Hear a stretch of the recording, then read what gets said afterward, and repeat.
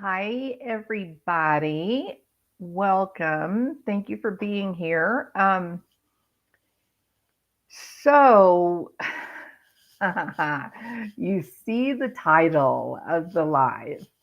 Look, I can own it. When I get it wrong, I'm perfectly comfortable and confident in making right what it is that I got wrong. I think after this live that I watched last night, I think I got it wrong where elevated truth is concerned. So, number one, elevated truth, I apologize. Um, things have gotten things have gotten weird. So that let me say that first. I still stand, Stephanie from Ohio. I still stand by what I said about psyops, psychological warfare, um, propaganda.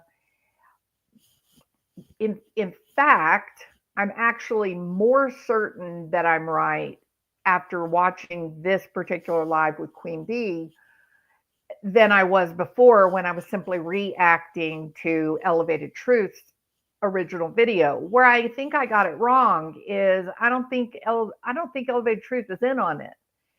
I think he's being used, exploited, if you will, and I kind of think Granny's watching is also being used, not the others.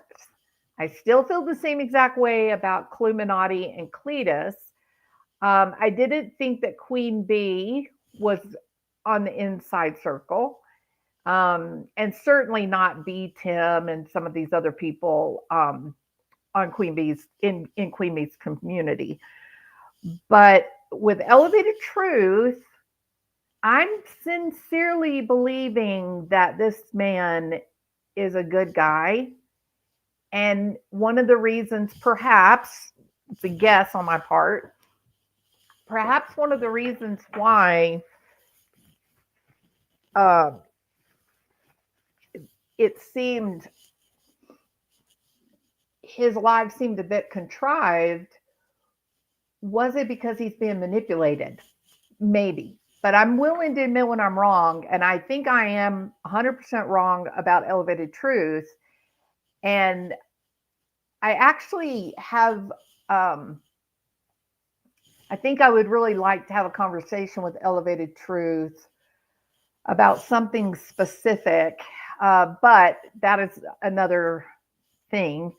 Um, but I stand firm in the belief that there is an organized info war campaign being waged not only on the people of YouTube, but more specifically, law enforcement. And SF Investigates is sitting right in the big middle of the damn scammy, dishonest debacle. Somewhere there it is. Okay. So so I want to try to be really clear before I go into what this video is going to be, which is a little different than what I said that I was going to be doing today. I fully intend to go on from the 1 hour 19 minutes into 3 hour mark on Elevated Truths video from the other night.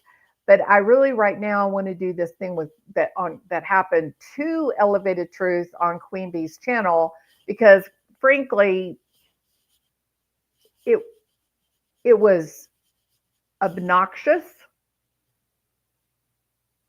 It was sort of psychopathic. It was weird. Queen Bee was not a part of it. She got very quiet. I think she sort of had the same reaction that many of us had of just complete disbelief at the abject uh, dehumanization and disrespect toward Elevated Truth. I could even hear a change in Granny's watching's tone I think we're all in the same place. I think all of us are having the same experience. Here's the big takeaway before we watch this.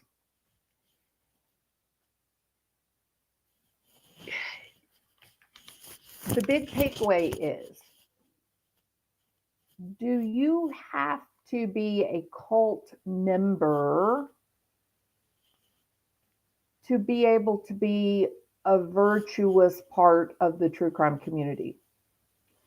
Are you required to fall in line with a very specific narrative, and that there is zero tolerance for anyone to have a thought or a mind of their own?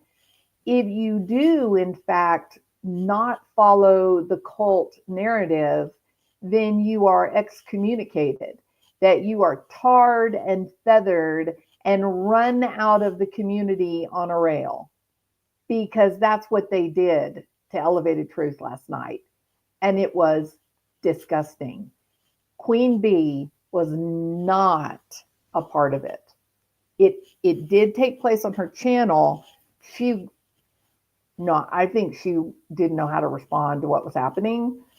Those people that came up on panel and believed themselves to be moral, that they had the moral high ground, that they were in a position to lecture this grown man about what he should believe or how he should manage his own channel. It was disgusting. Cluminati, I think that Cluminati showed herself to be a good friend to Elevated Truth. But this is going to be valuable to look at, not from a drama, gossipy point of view. It's valuable to look at because it calls into question what I've been saying for quite a long time. We are not a cult. Just because you enjoy true crime, just because you become a creator where the topics of your videos involves trial commentary, criminal investigations, and the likes, it doesn't mean that you must follow someone else's imaginary rules. This little group of people that I call the virtue signalers, different people have given them different names, but it all comes back to the same thing. They are 100% invested in shutting down communication. I'm sorry. Don't most of us live in countries where free speech is valuable? We do. Most of us do. I don't know of anybody in my channel that lives in North Korea, right?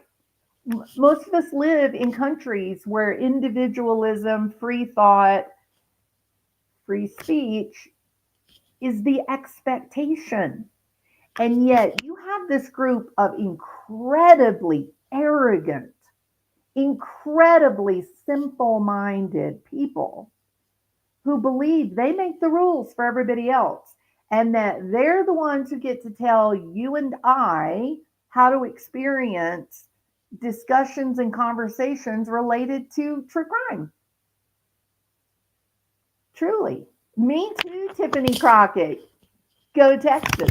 All right, now in. So we're going to listen to this because this has real human value. This discussion we're going to listen to.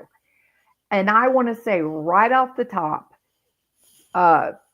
Elevated Truth, you have my deepest, most sincere apologies. I'm sorry. I still believe that Cluminati and Cletus have a friendship with Katie and Christopher, and that they are, in fact, working in concert with them to set a narrative, to drive these true crime discussions to a point that Christopher and Katie benefit, and perhaps Seth does not. And I love the fact now that I've gotten a deeper understanding of this, I love the fact that this man was previously in a position. I mean, he's also a friend of Cluminati, like real life friend, that he's come full circle, that he had a belief in the beginning, and that was that Christopher and Katie were without liability for this thing. And through conversations, through information that he learned firsthand from Christopher Proudfoot himself, he has come to realize, I think it's safe to say, and Elevated Truth, if I'm saying this incorrectly, please correct me, but I think he's come to realize that Christopher Proudfoot does not tell the truth. I've said it. I mean, I've got a video out there that says another Christopher Proudfoot lie. I mean, it's pretty easy to catch the man in a lie. He does big lies. He does. But now it seems like, and you'll hear it on this video, it seems like with Christopher Proudfoot, through Elevated Truth discussions with Christopher Proudfoot, that he himself has seen Proudfoot go on a YouTube channel and say something to you and I, to the cops, and then will turn around in a private conversation with Elevated Truth and say the exact opposite. That is the definition of a lie. And where there are lies, there's a motive. What's the motivation for the lying? It's an important question. So I want to go ahead and get into this video. Again, excuse the language. It's a bunch of adults. Don't faint. Okay. And let's see where this goes, because I was horrified at the behavior of supposed adults so filled with arrogance and entitlement that it's almost laughable. It almost sounds like a Saturday Night Live skit at times. Just get ready. It's pretty shocking. So this first part that I played, this is going to be nonsense. Apparently she's on the warpath with Cluminati. I don't follow this group close enough to know why this happened or how it happened.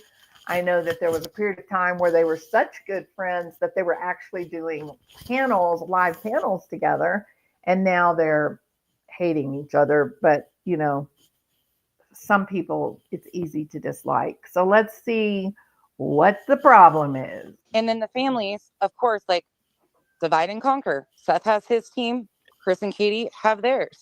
And unfortunately, it just continues to go. It's a mess. It's a shit show, but it happens in case after case after case. And at the end of the day, we can all shut this off. These families cannot. Their lives are forever changed. Some of the allegations that have been levied against some of these people are life-changing. Okay, and here's my point right here, number one, okay? What makes this woman nonsense? What makes her think that she has to lecture us on these points? Does she really believe that we as adults don't understand that the loss of your 15-year-old son is life-changing?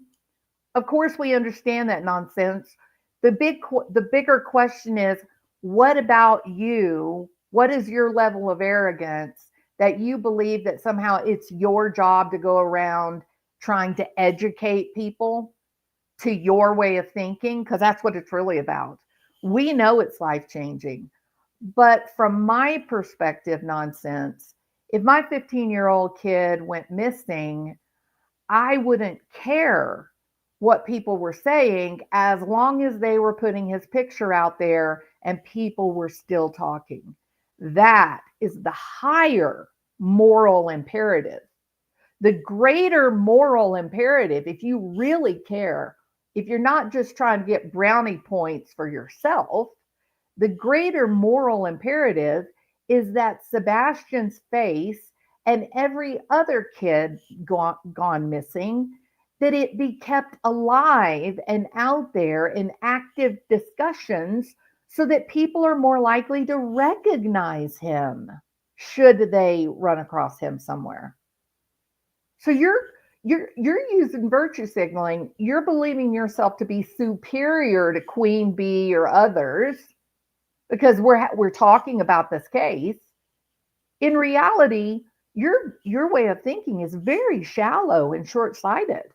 It's very selfish point of view. The truth is, the greater priority is that Sebastian's face be recognizable in every home in America and perhaps even Mexico, Canada, Europe. Get it out there and keep it out there because there's reason to believe that he is alive. But no, you believe you're so special and you're so smart and you're so much better than everybody else that your job is to educate us. Please, I have a terminal degree. I don't need you to educate me on anything. I got to run. But thank you for letting me up, Queen. It is Sorry to vicious. take it south, but yes, Georgia I girl, just, it's annoying. vicious. Thank you, Jax, for your opinions too. Oh, you're welcome. I think for a lot of people, what it comes down to, though, is like this is that sector, right? And I know there's a lot of fault to it, but at the Yes. same time, can we really gatekeep how others run a discussion? There And you go. Exactly. No, we ultimately, can't. But I mean, I feel like we're all part of the problem, me included. Oh, Everybody, absolutely. all of us. We all talk about it. We are all part of the problem. absolutely. What do you mean part of the problem, Queen Bee? Granny's watching is exactly correct. Individuals, creators, or even subscribers, we have our own life experiences. We have our own professional training. We have our own skills in the world. We're all going to take the same case and there'll be a bit of a different perspective for each one of us simply because our own experiences are dramatically changed. Correct? So you guys who are basically whipping people to, with 10-foot long canes to keep everybody at mosque, those of you that are beating people over the head, oh, you can't talk about this, can't talk about that, can't talk about this. You people who are being the thought police, you're shallow. Your thoughts are shallow in this. You're projecting your own personal thoughts on, oh, what would it be like if I lost my child? I would be so upset. I wouldn't want them talking about what if this 15-year-old boy had to endure the shame and humiliation of someone talking about his sexual abuse as a child? That is from your own thoughts. The reality is, talk to someone who's gone through that, and they would much rather someone discuss it and find them and keep them safe than for everybody to yell at each other and shush you up. No, we got to talk about only nice things. We can only talk about nice things. I'm sorry. Sometimes the world, bad things happen, and we all know that. We're all living in this world. Sometimes great things happen. We have great blessings. Sometimes bad things happen. And doesn't it help to discuss how to get through these bad times, how to manage these bad times in a way that they don't devastate you and your family? We got to quit with this thought police and stopping people from talking, shushing. Oh, don't say the sex word. Stop. We're adults. There shouldn't be any children on our channels listening to these discussions. And frankly, if you're the mom of a missing person, you are absolutely motivated to have his photograph and discussions happening 24/7 just to keep people thinking and aware. There's no doubt about it, because that's what we do, right? As like a true crime sector, we have case discussions. We Exactly. critique things. We deep dive things. Should we be doing it? And at what extent, right? Like, is there a line that gets crossed? And the answer is absolutely yes. But to pretend we're not all walking on that very thin line, just presenting it in different aspects, is delusional. It's a lie. Thank you, Grammy's watching. Absolutely agree with you. Is there a line? Yes. But for each person, depending upon their own life experiences and their motivation, their goal, that line is going to look different for each of us, right? And who is the one to say where said line should be? So, does sometimes people overstep that line? Of course, 100%. We've heard it all. There's been a lot of lines crossed. One thing that comes to mind is Summer Wells' case. Getting people fired from their jobs, you definitely jumped right on over that line without even looking at it. But to have the discussion of what could have happened to this kid, what could have gone wrong, what does the evidence or lack of evidence say about him going missing, that is right up there with why we are interested in true crime. The majority of us that are interested in true crime is because we like mysteries. We like investigation and learning. We enjoy that mental exercise of the what ifs. That's why we're here doing this, y'all. Otherwise, we would be talking about baking. Well, I wonder what would happen to my cake recipe if I replaced skim milk with heavy cream? What would happen? Let's explore that. We don't do that because we have no interest in that kind of thing. But those of you like Cheesy Wheezy and the rest of you that come in here and believe that you are the moral authority on the discussion of true crime cases, you lack depth. You lack experience. You have no idea why you believe what you believe other than because I'm better than you guys. It's the only reason you believe what you believe. I'm better than you. I don't need to talk about that. I'm better, more virtuous than you. No, maybe your interest is not in the mysterious. Maybe your interest is in tragedy. It's two different things. To sit and watch the gory details of an autopsy as tragedy, but to sit and watch mob crews videos describing the security camera where you can clearly see a car that is picking someone up walking with a flashlight, and comparing that to the video that Cletus and Cluminati and Shill Fisher filmed, that's someone who's interested in a mystery. That's someone who's interested in learning and comparing and contrasting information, not tragedy, not gore. Those are two completely different communities. My problem, I'm with Granny on that. Granny's watching on this one. My problem is with the virtue signalers who believe that they are the moral authority and that they are going to take their 10-foot long canes and whip Elevated Truth into shape because he violated their imaginative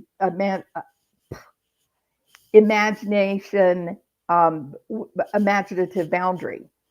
That their imaginative boundary, that they believe that they have the moral authority to run roughshod over everybody in the true crime community and tell us what we can talk about and what we cannot talk about. This is a dangerous person. People like Cheesy Wheezy, these are the kinds of people that give you North Korea, where words, thoughts become criminal. No, communication keeps us safe. It's a lie we tell ourselves to feel superior when we're all doing the same thing, no matter which angle you put it from. Thank you, We're all Granny's doing watching. Agree. Yeah, so what I think too is when it comes to us dissecting these things, you have to kind of hypothetically just think of like a table, and we're all standing around this table, and all this shit that's Chris said or Katie said or the interviews and different things that we've seen over these 10 months, everything's on this table in front of us.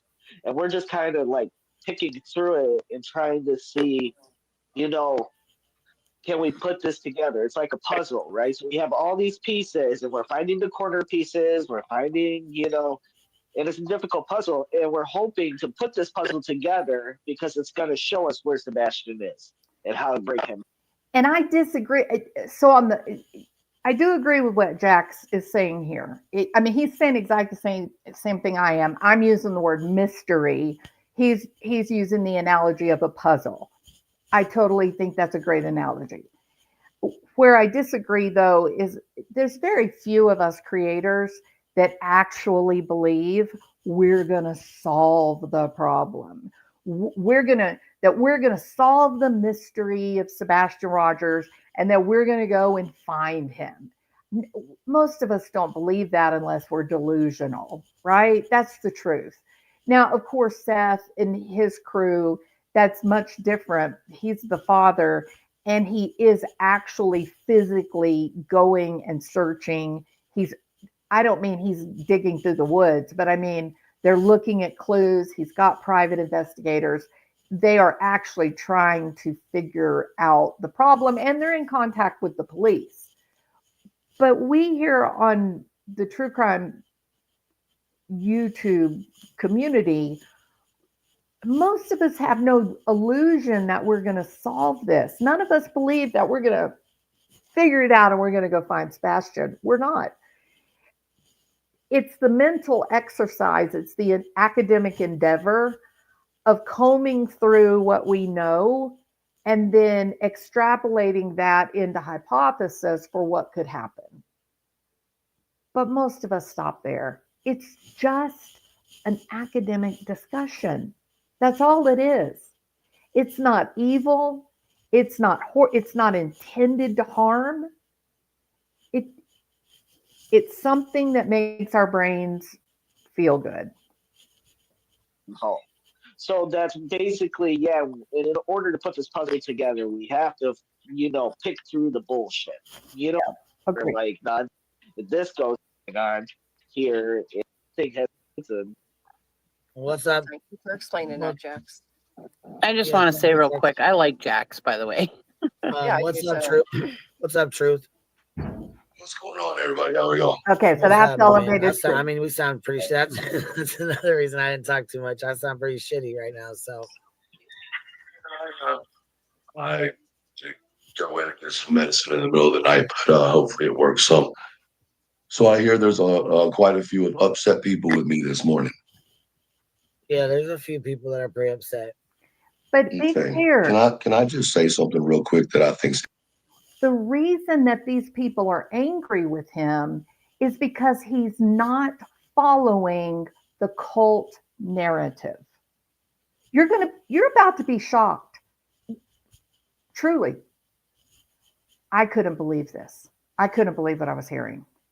And I felt like Cluminati and Granny's Watching were honest in how they relate. I don't think they were part of the whipping thought police. They didn't join in with the whipping boy thought police, the 10-foot cane. They didn't do that. They were saying, no, actually what Elevated Truth is saying is true. We just don't like what he's saying. So keep that in mind. I'm trying to be fair here. it's interesting. Sure. I didn't invite, Chris on my panel. I didn't know Chris was in my chat room, right? There was no plan about how last night went. But let me say this. It's really interesting to me that we constantly look at Seth's side and talk about, oh, they're pushing out all of this information, pushing out all of this bullshit information. And the reality is both sides have been doing it. And anybody who's going to say otherwise is lying. Now, it doesn't mean that they're pushing narratives that are, you know, oh, this person did it or that person. It's the narrative that, you know, you're doing nothing wrong. You're not talking behind the scenes, and it's bullshit because I know there's certain ones that talk to multiple people on this panel right now behind the scenes and give them information that then they go on their program with and talk about. But I'm just not sure if those individuals are going to stand up and be honest with themselves. Remember what I said last night, the video.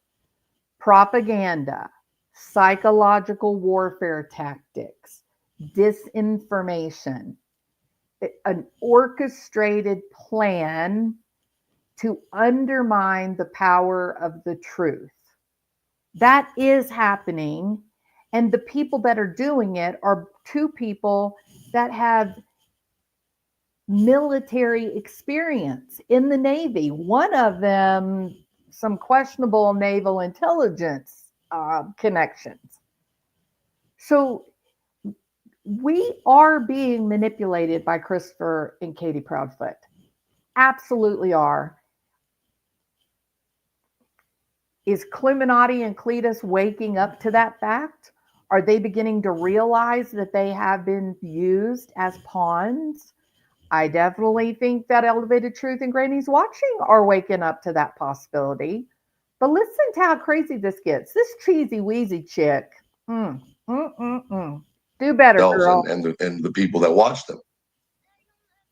You know, at the end of the day, my objective Well, that's is why I to popped smash up them and yesterday go home. because I mean, I was kind of picking up a little bit of what she was laying down, but not all of it. Because I mean, like I said, I've had conversations with Chris, but not very many. I don't talk to him every day. I don't talk to him very often at all. Matter of fact, so Information I've received from Chris has not come onto the internet, unless it was a clarification, like, you know, this rumor saying this, but this is the fact of it. But for the most part, no.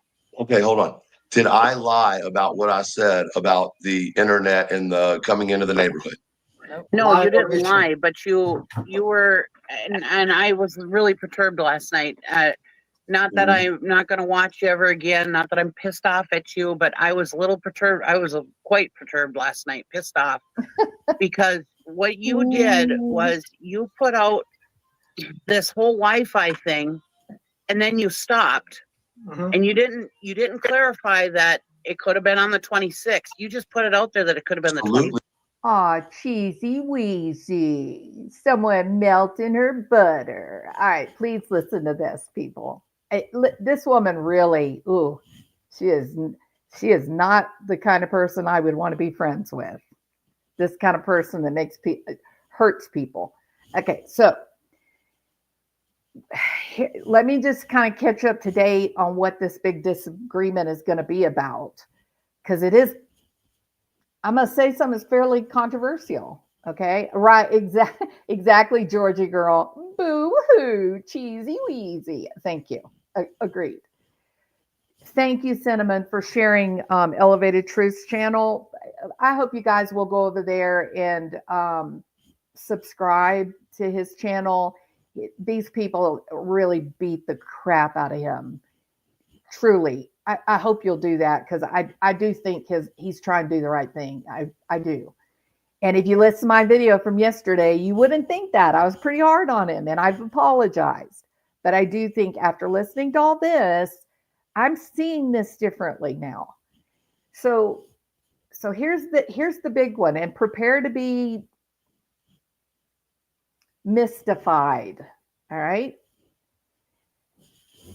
So conversations with Christopher Proudfoot that happened with Elevated Truth, but also Christopher Proudfoot had a conversation with Granny's Watching.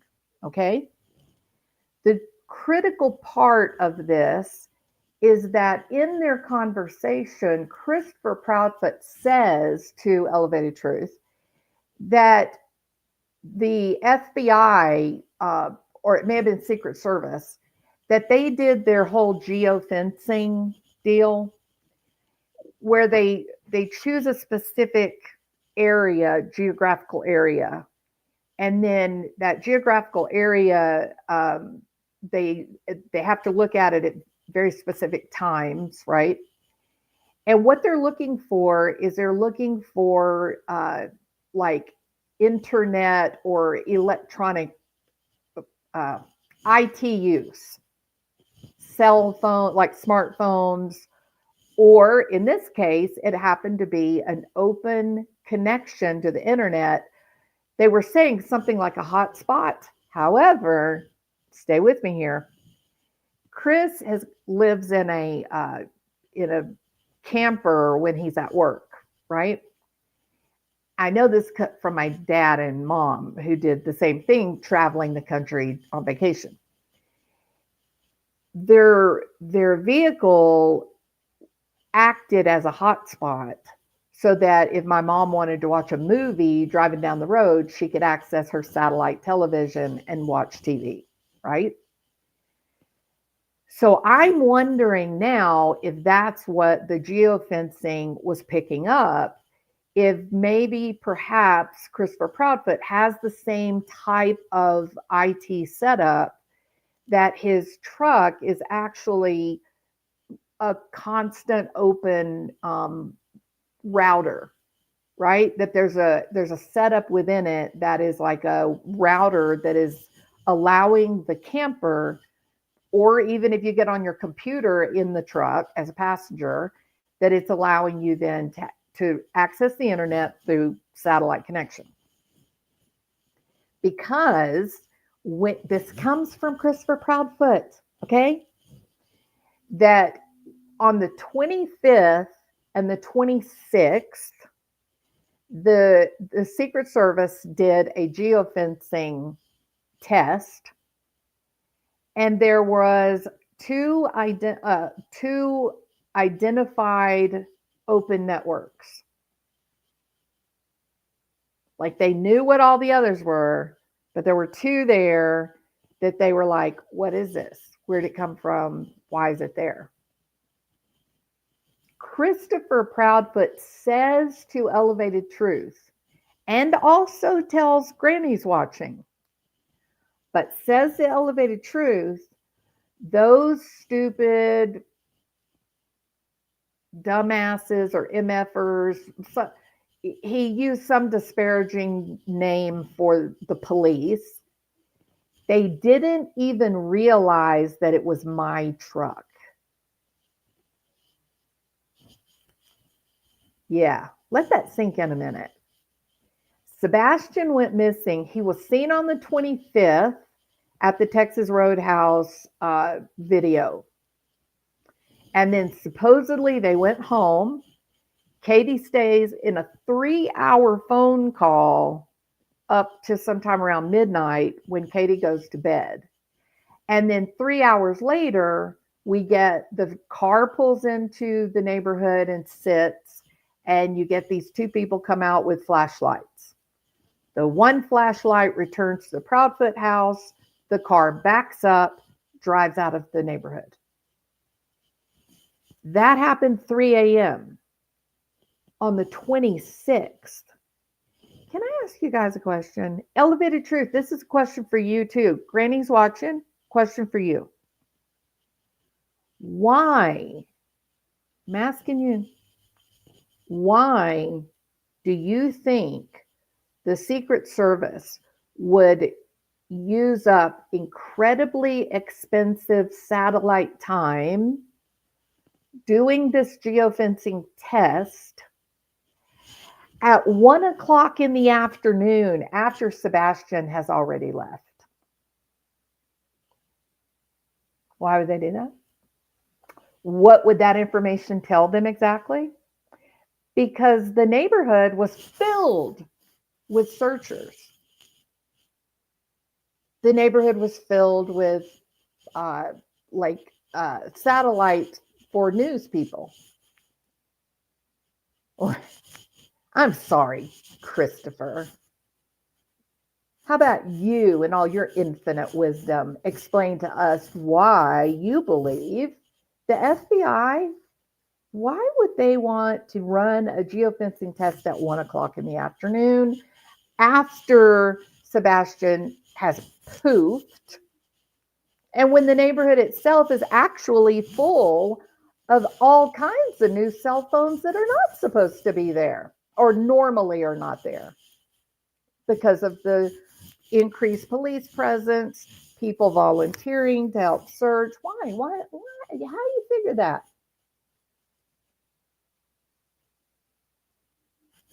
It's just, it's shocking to me that when Christopher goes up on panel and starts screaming at Elevated Truth, oh, don't you talk about my truck, don't you talk about doing his bullshit, intimidation crap, which is kind of funny because little Lord, Farquaad jumping around to even kick someone in the shins is not very lethal. You know what I mean? He's not an especially scary guy.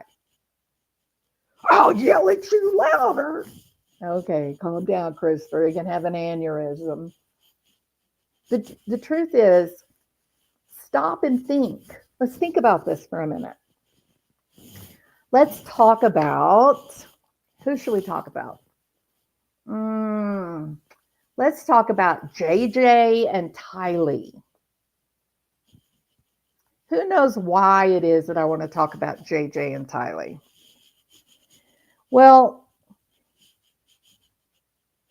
the JJ and Tylee, this is an interesting process that took place.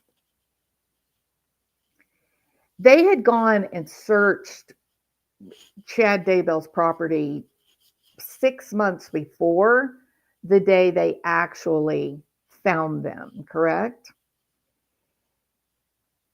They didn't find anything, nothing happened. But something happened 6 months later. Something happened that made them say, oh, we're going to have to go back to Chad's property. And the thing that happened was the geofencing test. They had 2 dates where they knew that Tylee was last seen or JJ was last seen. And they began a geofencing test to look at Chad's property on certain times around those days where the kids went missing.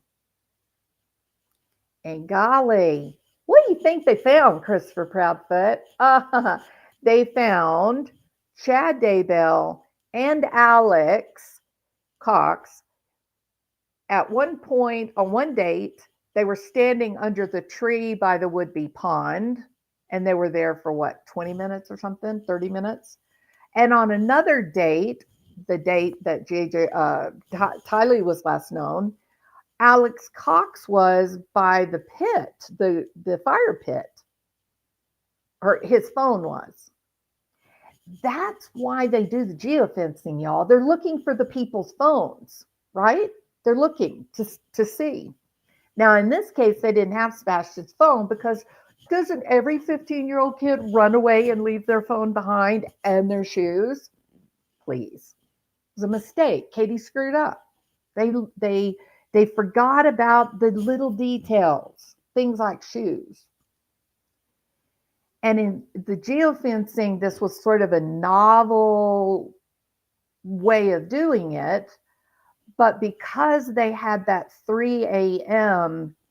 video occurrence, they ran a geofencing test at the time that the security camera picked up the car and the flashlights walking through the backyard. Now, did they tell Christopher that it was 1 o'clock in the afternoon? Maybe. Or maybe that was just his arrogant ass trying to explain it all away. But one way or the other, they found Christopher's open network truck, very likely the same setup that my parents had that allowed them to access satellite movies and such as they're driving down the road. They picked up on that because Chris's truck was in the neighborhood at 3 a.m., potentially. You got to think about this. What would be the evidentiary value? What would be the value just strictly trying to find Sebastian? Why would they spend the money and time to run a geofencing test when the neighborhood is filled with uncommon telephones? How would they ever be able to go through all of those network connections that are normally not there? It would be foolish. It would be a silly thing to do. It's really interesting. Really, really, really interesting. Okay. I think you were right the first time. ET may be trying to pull back, but he was definitely in the inner circle. Yes, he has been in the inner circle, opinionated. Cluminati and Christopher Proudfoot manipulated him in real time. Oh, yes, I believe that. All right, so let's get on in this. Let's ho, ho, ho on the like button. I can live with that. Okay, this one time, Cassie. I'm kidding. Y'all hit the like button. Yeah, make me happy. Help my video. I appreciate you guys. And if you haven't subscribed, please do the boring YouTubey thing and hit the subscribe button, only because it helps my poor little struggling channel to grow. Or it could have been the 25th. Listen, I absolutely did. Go back and listen because yes, it was. No, you didn't. You go back and listen because at first I literally said. Go ahead. What you said was, you put it out about the Wi-Fi and the truck thing. Let me tell you what you said. Let me tell you what you're thinking. The arrogance is just gross. You did not specify right away, immediately. You just left it out there. And then all of a sudden, Body Movement, everybody else was talking about it. And then you're like, yeah, it could have been the 26th at 1 p.m. or whatever when he came back to town. You put it out there and then you left it and then you didn't correct it until a little bit later. That's the kind of thing that I was pissed off about. Oh, is it? I really thought it was very easy. It was really irresponsible of a man who has dedicated and devoted countless hours to looking for this kid. You are upset because he's telling you something truthful. This woman does not have any idea. She just wants to bitch at someone. She just wants to be mad. You're going to hear something completely laughable. So she starts out saying, elevated truth, I was really mad at you because you said that they found Chris's truck on the 25th or the 26th, but it could have been the 26th, and you didn't say that. That's how she starts. Listen to how this goes. This is just a bitter old hussy who just wants to seem superior. She just wants to fuss at someone. Responsible. Okay. Am I mad at you? No. Yes, and this is a conversation that you had with Chris behind the scenes. That kind of stuff shouldn't be put out here. What if that was something that could be used in court later? What if that's something in the investigation that should not be put out here? We need to be responsible with what we're putting out here. Oh, we need to be responsible with what we're putting out. So this genius, this mental giant, she thinks that elevated truth saying, oh, Christopher said the 15th or Christopher said the 16th. She thinks that's the evidence. What's the evidence, y'all? I mean, you don't need me to tell you. You already know because you're not arrogant and you are, in fact, smart. The evidence is the results of the geofence testing. We can all talk about the geofence testing. Me and you, we can all talk about it. Our discussions are not going to sully or soil the geofence testing. That's data. There will be expert witnesses that will say, this is the test we ran. This is why we ran it. This is why we chose this area. This is why we picked this time. Yada, yada, yada, yada, yada. we, the YouTubers, they're not going to call us up to establish the evidence. They're not even going to call Elevated Truth up, because they're talking about the results of a highly sophisticated government satellite system that required FBI approval to access. Right? Do we understand this? Everybody understand this? Let's see what Renee Marie said. Hold on, Renee. Let me look.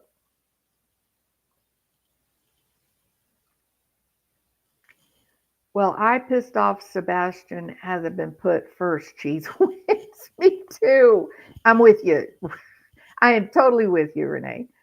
I can't stand women like that. I can hear my daddy's voice. Pig women can't be called a lady. No, we all know who this lady is, right? I don't mean she individually herself. I'm talking about this type of person. She's angry, she's bitter, and she just like projects all of her disappointment and disdain for the world onto anyone that she thinks that she can somehow make a case against.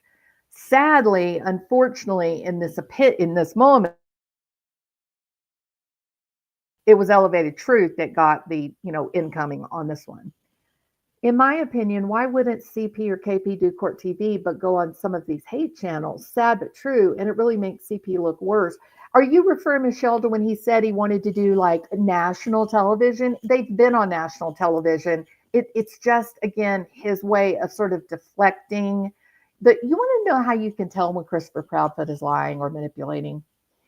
The more firm that he speaks, the more he acts like an expert. That's his cover for his lie. That totally. When he just sounds sort of relaxed and normal, that's its truth. But when he's being like, "Oh, let me make it crystal clear. Let me help you out, buddy." Get ready. You're about to be manipulated, gaslit, lied to.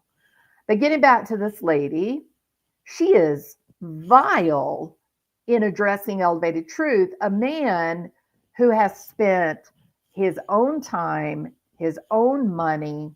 He has spoken in defense of Christopher and Katie Proudfoot quite a long time. And it was Christopher Proudfoot's words, his interaction with Elevated Truth over time, that has resulted in Elevated Truth saying, "I'm uncomfortable."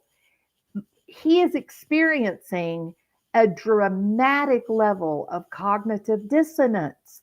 And everybody wants to act like they're all psychologists and they all have all of this information and knowledge. And yet you're not recognizing it as it's happening right in front of you. He's in cognitive dissonance.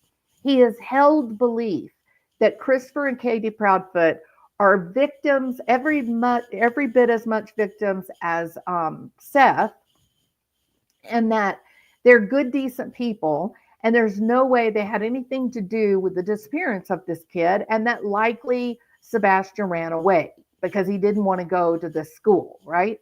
This is what Elevated Truth has been in belief about. Like, he believed it in his soul. And because Christopher Proudfoot got very comfortable around Elevated Truth, he let his guard down.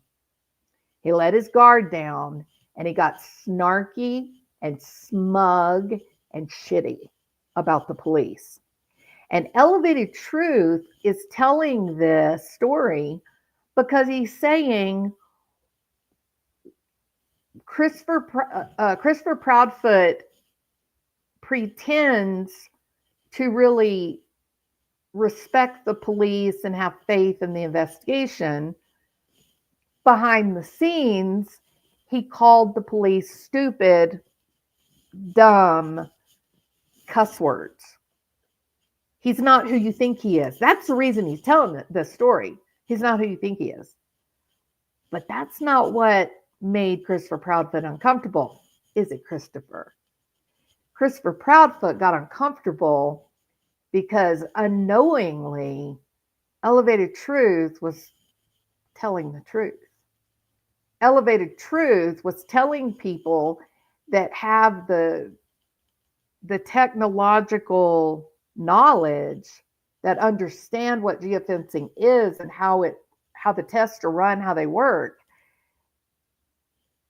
He's verifying that Christopher Proudfoot was there at 3 a.m. And that's what brought Christopher Proudfoot out from under his rock. He's been silent for months, laying low. He thought he was winning. It's crazy. It's crazy. But listen to Cheesy Weezy. She's going to teach you all about morality and ethics. I hope that you and your in the gutter immorality is ready for a lesson. That's Okay, that's then what let's I was talk mad about it. about. Go on, go Let's ahead. talk about it then. Who's the one who brought me that information? Apparently Chris told you that. But that was a phone conversation that you had with him behind the scenes. That's not something that not- was out on YouTube. I will say though that sometimes, like with me, Chris never clarified the time. He never said like on the 26th or this or that. The way he just presented it to me was in and I told you all, I was honest with you. It made the hair stand up. It made me very uncomfortable. And sometimes Okay. when speaking So with wait, Chris, so wait. Granny's watching, it should have made you uncomfortable. It should have made the hair stand up on your arms, because there was literally zero reason, nothing to be learned by running the geofencing test at 1 o'clock in the afternoon once Sebastian had already poofed into thin air. The neighborhood was full of people. That geofencing test was going to show cell phones everywhere.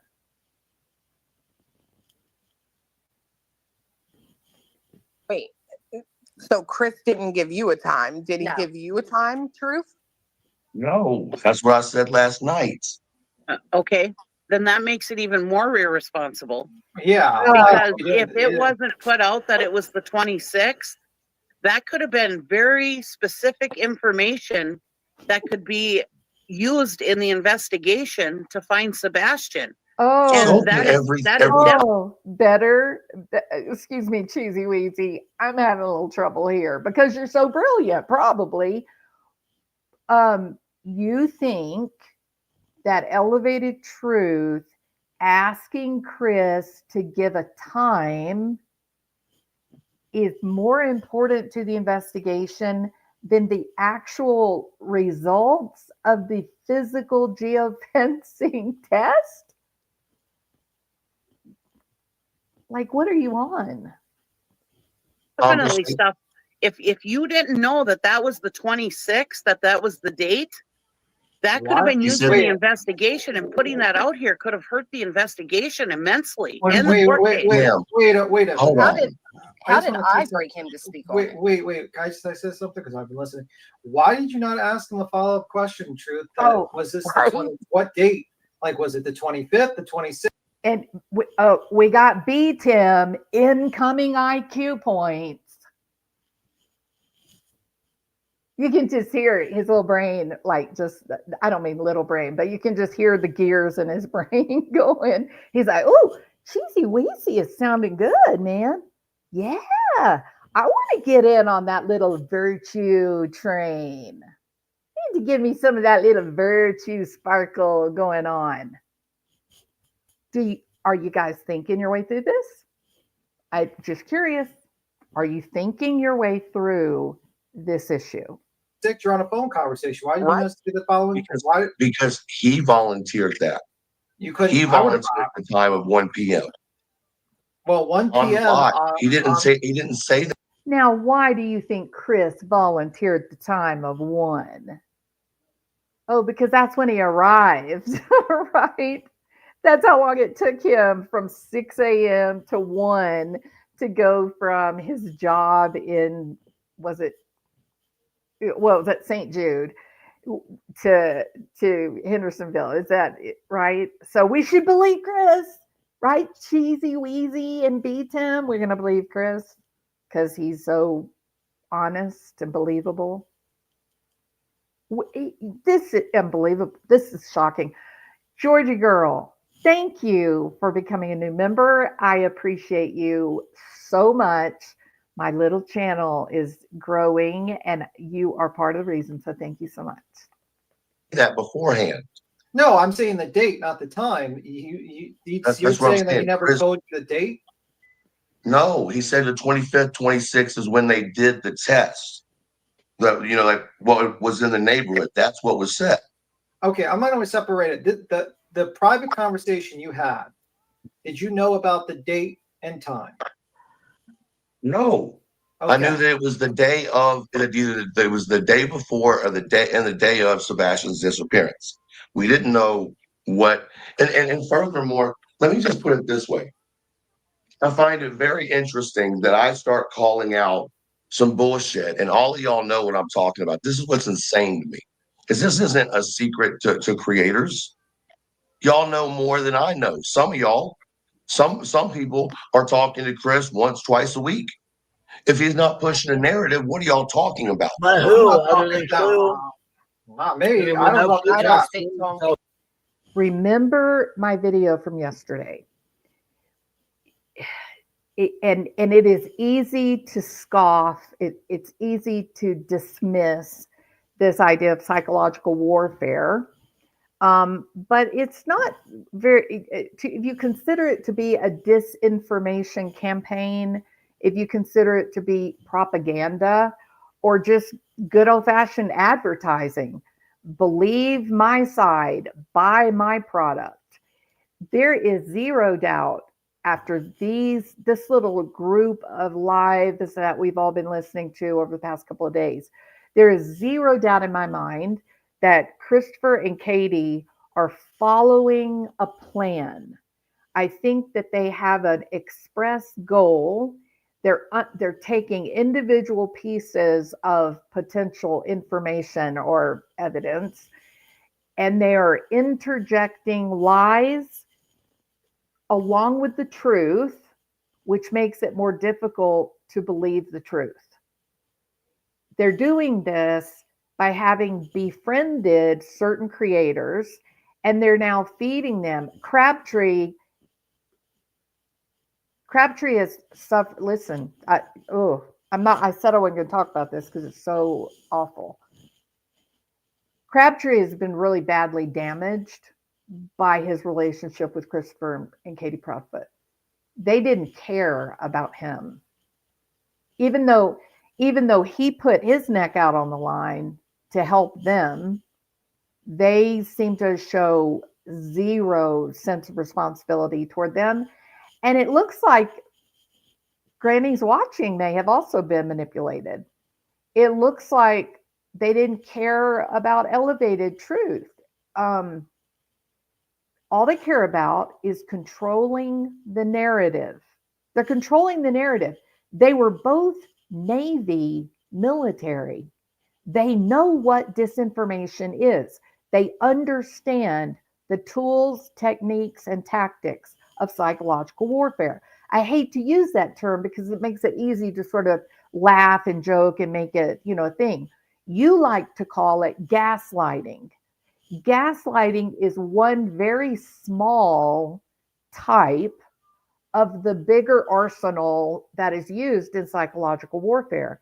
And psychological warfare is incredibly, incredibly efficient and effective. I mean, how can you explain some of the politics that we've seen happen? Messaging, the information wars that Hillary Clinton talked about.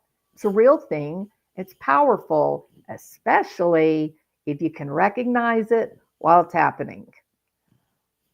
I think either Katie or Christopher maybe at some point had some kind of training with the naval intelligence side of the military, perhaps. because what they're doing is fairly textbook. Sad. Oh, who though? Jax is not. Jax is up here. He's not talking to anyone. Jax I didn't say, I didn't I'm say not. everybody. No, I'm just listening to all sides and just trying to evolve my own opinion. I'm kind of just staying neutral, but I'm listening. Me to and both Jax, we sides. didn't talk to anyone. So I mean, I'm both with Jax here. I didn't talk to anyone behind the scenes. So I didn't either. Me so neither. Cheesy didn't. So you're implying either Clue or Queen is talking, and Granny's talking to him twice a week. This is the problem. Like, you need to talk specifics. When you put stuff out like that, I'm people sure are as fuck not talking to him now 2 times Hold a on. week. Like I said, I barely Hold on. talked to him before, so I know the Same. fucker ain't me. I don't speak to him often. Yeah. So it's not. I kind of chuckled because I thought, oh, I need to make a video of like the movie Titanic when they Leonardo DiCaprio and his bunk mates, they jump up and there's water on the floor, and the Irishman, he says, I'm following the rats. They know where to go, right, to get to safety because they know how to get away from the water. And I thought, look at these people distancing. Oh, that happened fast. You see, they recognized it. They didn't voice it. They didn't want to voice it. They recognized, Houston, we have a problem. We have a real problem. I think Queen Bee absolutely understands that there's no way, there is no usefulness to running a geofencing test at 1:00 in the afternoon after the neighborhood is filled with searchers, after Sebastian is already gone. She knows it. She didn't voice it, but she knew it. And she was like, oh my goodness. We Toto, we are not in Kansas anymore. This was that moment right here. The only people who don't recognize it is Cheesy Weezy and B Tim, in my opinion.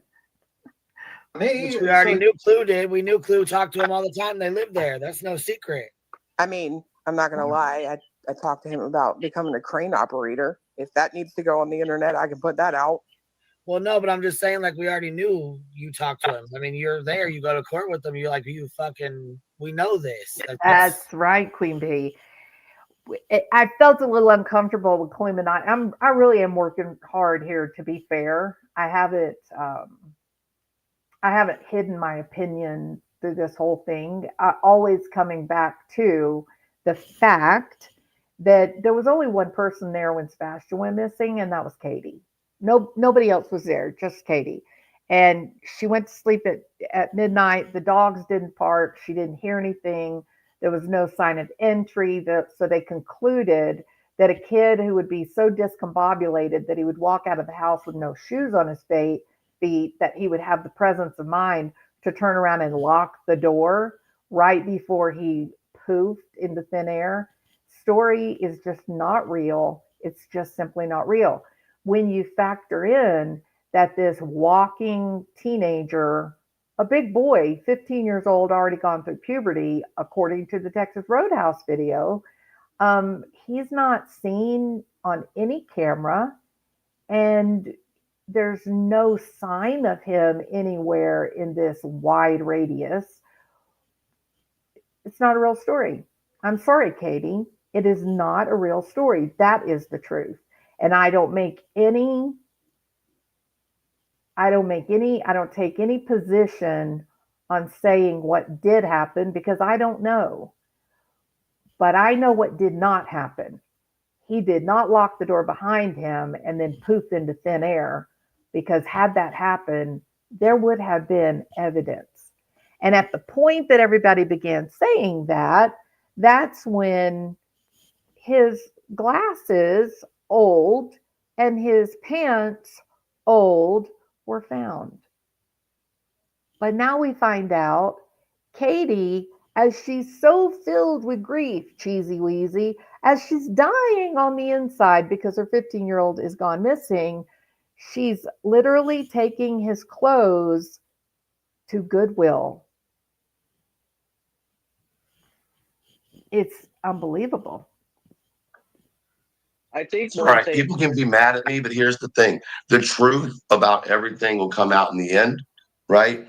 Yep. People keep saying, you keep talking about information you know. Yes, the same information that most of the creators on here know about things that shouldn't be put on here about a young man.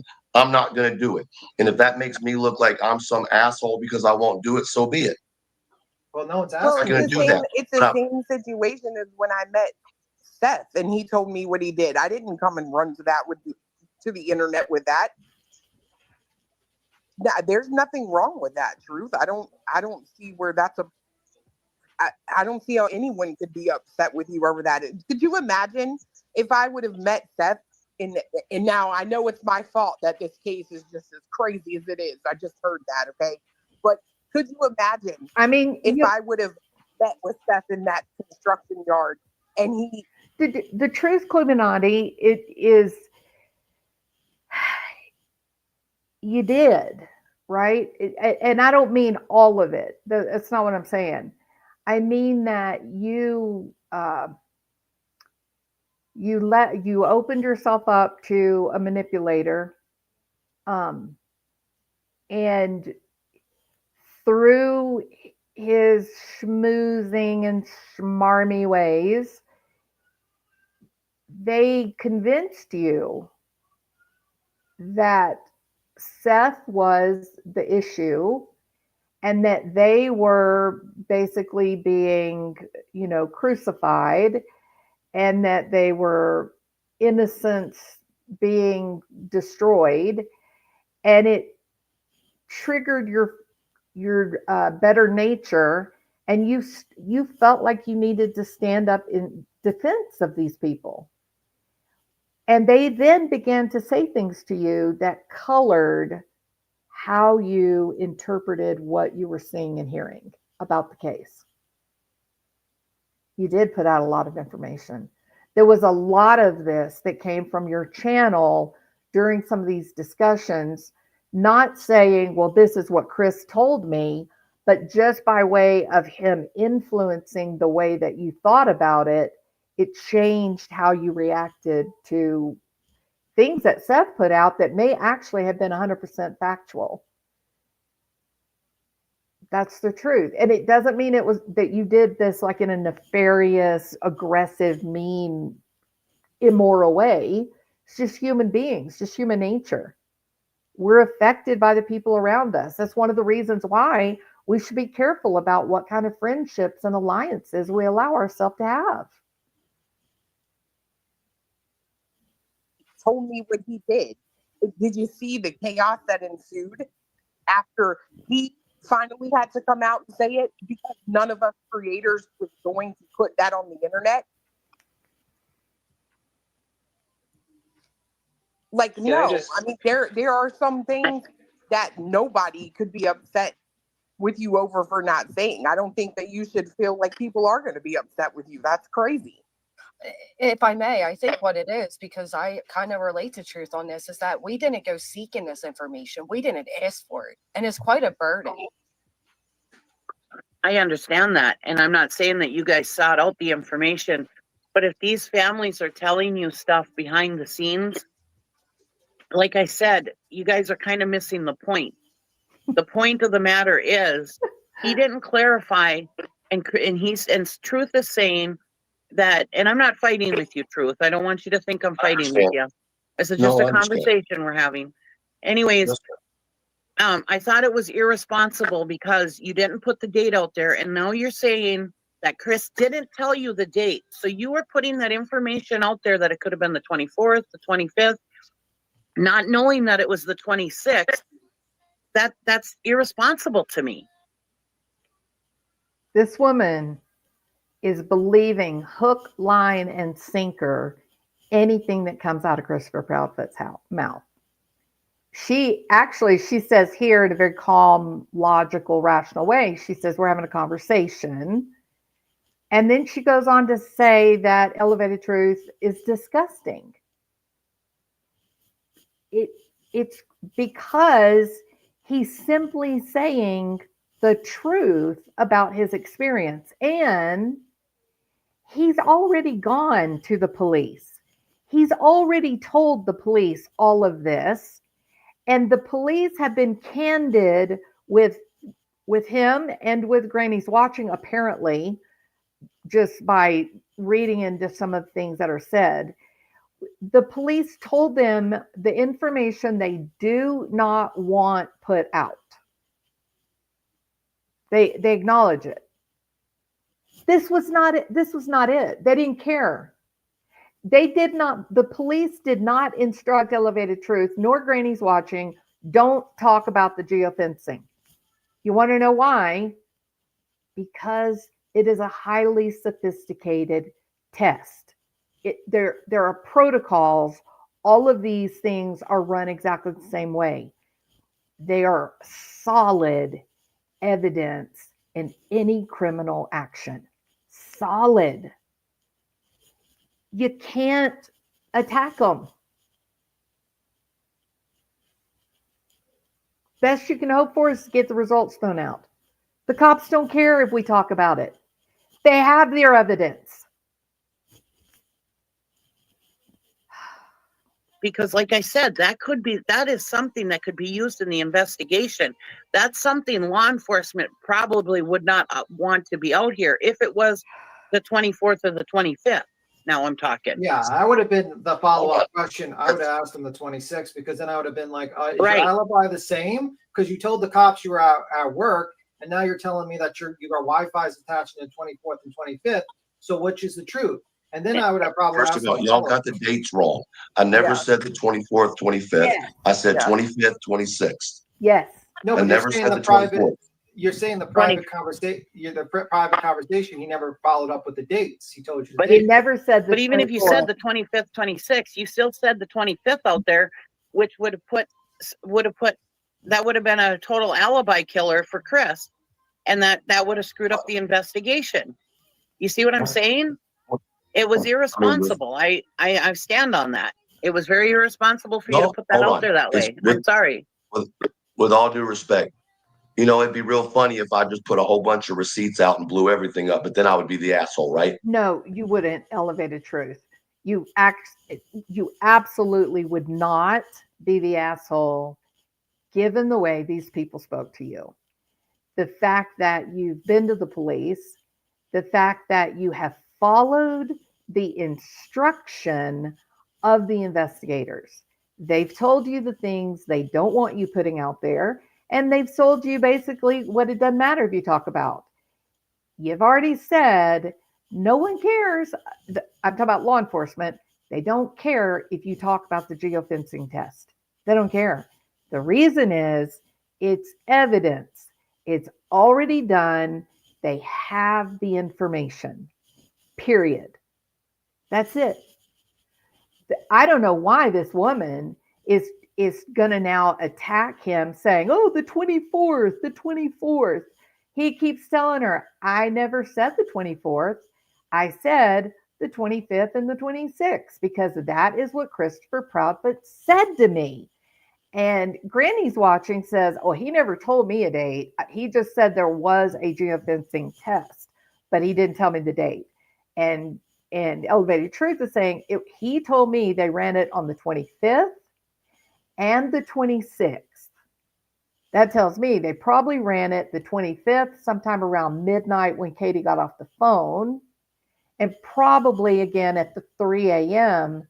security camera video where we know there was a car sitting there in the neighborhood. It's just the arrogance of this woman and B. Tim, the assault on this man is almost unforgivable. What? Well, if you feel like you need to put him out, put him out. If it would screw up the investigation, no, please don't put anything out there. How am I, out of everybody on this internet covering this case, is screwing up an investigation? Because I talk about the fact that, there wasn't even the fact that his Wi-Fi was in there. Y'all missed the point. It was because he said, those stupid motherfuckers don't even realize it was my truck. Boom. That's what got my attention. That's what he's trying to say.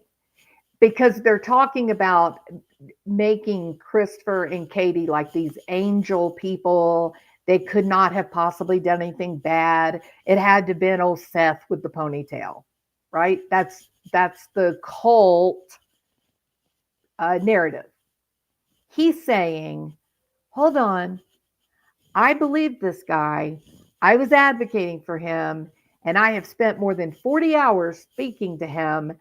I know things about him that you don't know. And one of the things I know is that he's a big fat liar.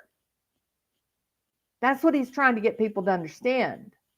What everybody on the panel overlooked was they have a geofencing test that shows Christopher Proudfoot there at the 26th, 3 a.m. when the car was there.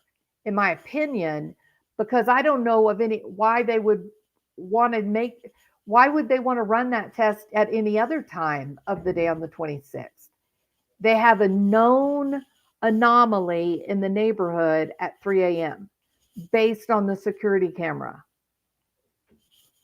That's when they would have done it, just like they did with JJ and Tylee. They had the dates that the kids went missing, and then they ran their geofencing test there, and they discovered, oh, look, Alex Cox is actually there with Chad at the burn pit and over by the tree by the pond. Wonder what they were doing there. They got their search warrant. They went over there, and literally within 30 minutes, they found evidence of a cadaver. That's the value of the geofencing. When you're saying that law enforcement is stupid and didn't realize it was your truck's Wi-Fi and then laughed about it. Truth, Randy, I'm is just that saying. not what the hell happened? Truth, I'm just gonna Mine say was a little bit different, but it's similar. it's always on us. I'm the reason for all the madness, and you're the reason for. No, No, I'm not saying that. no, I'm a saying, friendly. like, I'm a I- friendly of That's your a guys' joke. channel. It's a joke. I'm kidding. I'm Oh, just okay. saying, like, Okay. I'm just saying that most likely, if you're in a situation like he's in that situation, Seth said the same thing. He doesn't like he's condescending of law enforcement. It's people when they're frustrated about the case not moving forward. It could have been Chris being frustrated that these people are not. He was feeling that they weren't doing the proper investigation. Like, all these motherfuckers, and they don't know what they're doing. They didn't even know it was my truck. You know what I mean? It doesn't have to be a nefarious statement that he said that. I mean, Of course it you know what I does. mean? It could be frustration. He was saying that. I agree. The apologists for this man, it is shocking. It is incredible how easily these guys are trying to rewrite fact. And they don't even seem to notice that they're doing it. Why are you guys so invested in the belief that Christopher Proudfoot is some sort of hero? Why? Fact is fact. Truth is truth.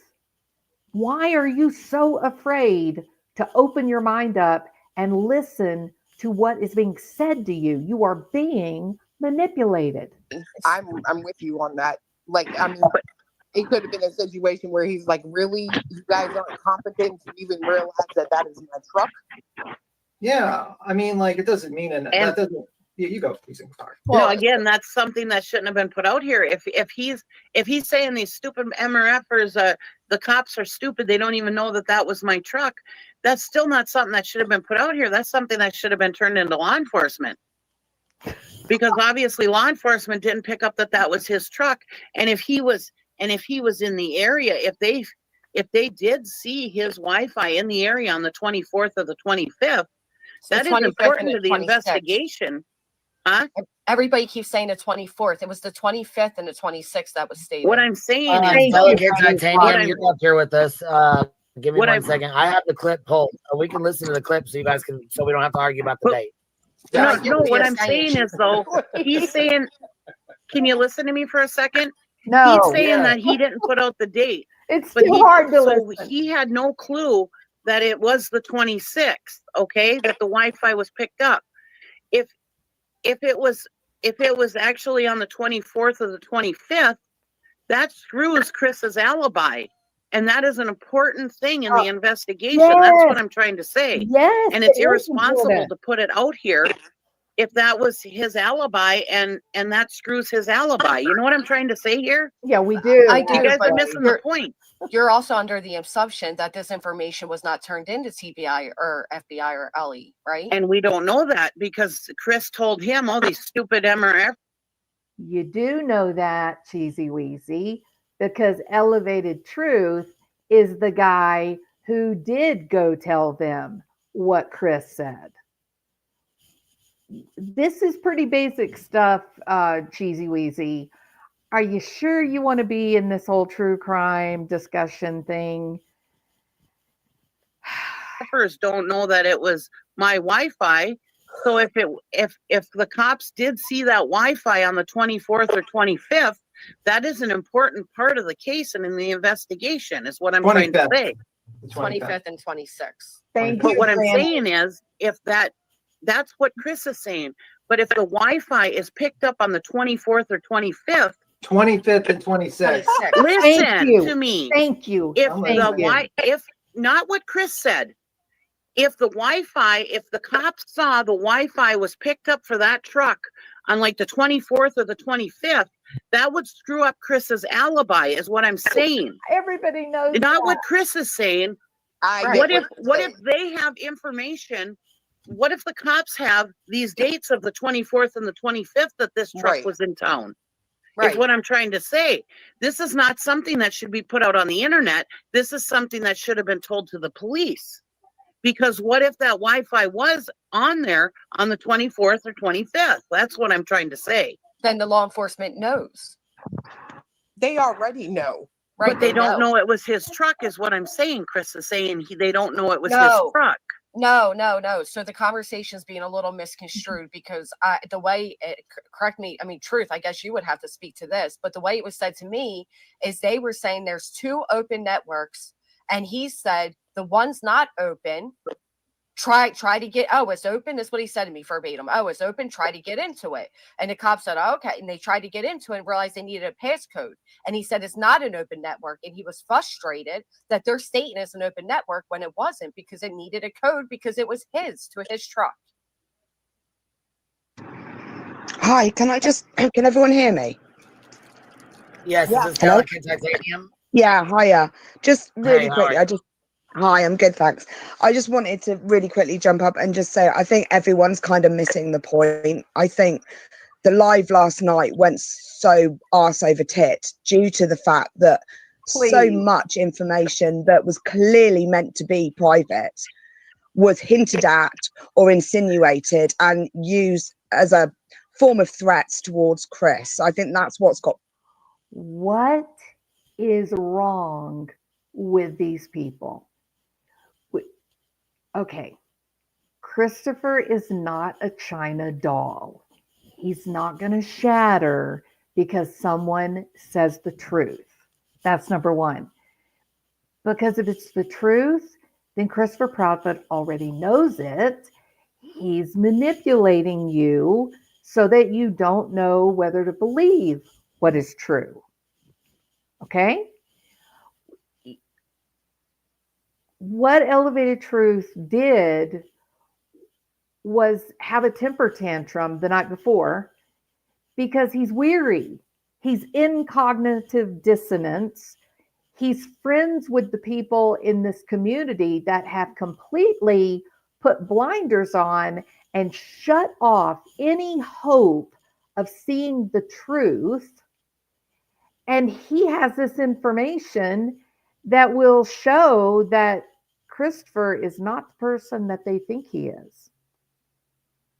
And that demonizing Seth, while they canonize Christopher Proudfoot, that it's counter to Sebastian.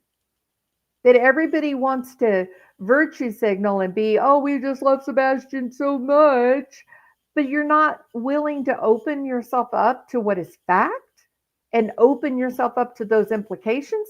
This is a man who has information that he needs to talk about. He's really scared. This this level of cognitive dissonance over an issue that is so critically important in terms of like real world outcome. He needs to talk about what he knows. And you can see this group, it's just like the blind leading the blind. There is no critical thought happening. No one is using logic. No one is cared or concerned about fact. This is a cult in action. Listen to what's about to be said. People mostly riled up. You know, one of the comments was, you know, if people knew what you had told me about Sebastian, they'd understand why you were doing what you were doing.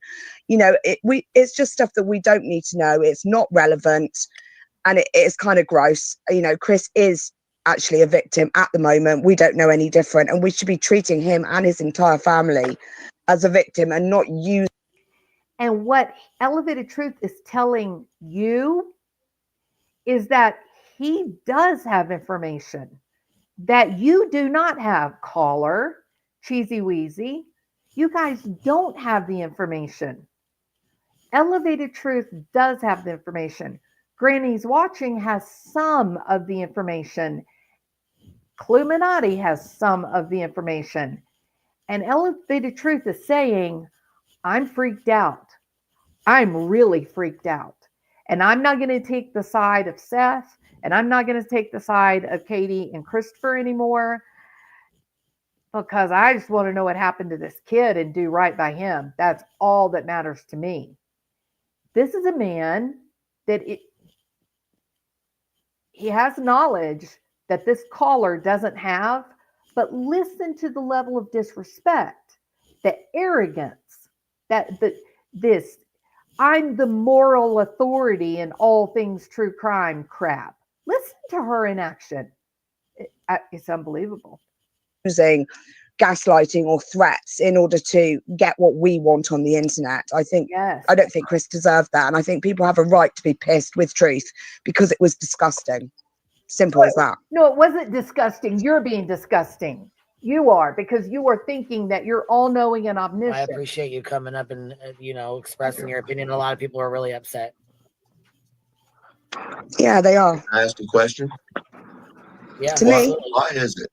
Why is it that it's okay for every other channel to have an opinion about Seth, Dog Seth, all this shit about Seth, but Chris and Katie are off limits? Here's the thing. I didn't threaten Chris.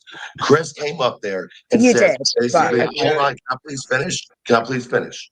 Chris came up there and first of all, I didn't know he was coming on my panel. No clue that he was coming up there. He hadn't been on the panel. I haven't even talked to him in weeks. Yeah, he hasn't been online at all. Second of all, he said that I was lying about what I said. And he said, what else did I push behind the scenes? And I said, Chris, don't put me in that position. On a panel, you're calling me a liar and I can answer the question, but you don't want me to do that. He goes to say it again. I said, Chris, don't put me in this position, bro. Right? You're going to call me a liar. And you notice what he did. Respectfully, he didn't keep going at me. He didn't keep yelling at me because he knew what I was saying was right. You don't need to think about that. Why did he continue to talk to me? I even asked him, Chris, everything I'm talking about on my panel right now, we've talked about, correct? He said, yes. I said, I told you the last time I talked to you and Katie that eventually I was going to speak my mind on this. And he said, yes. I said, well, that's what I'm doing. And then we had the rest of the live talking. Do you want to know why? Because Chris knew I wasn't full of shit. Chris knows what I know. And Chris didn't go head up with me anymore over it. You should think about why that is. It sounded like a threat to me that you were going to basically send out private conversations on the internet to basically push your point to me. That's what it sounded like. He said I was a liar. He called me a liar. He said, well, what are you talking about? We haven't done that. I said, Chris, don't put me in that position to put that out there. He came onto my show and said what I was saying wasn't right and then backtracked. When I asked him, Chris, is anything I'm talking about up here something we haven't discussed? No, we've talked about all this. Okay. So but you're in a you know, I'm not- chat of 2,500 people, and you say like that. Maybe he doesn't want to put the conversation he had with you on Front Street over 2,500 people watching. B. Tim, it doesn't matter what Christopher wants.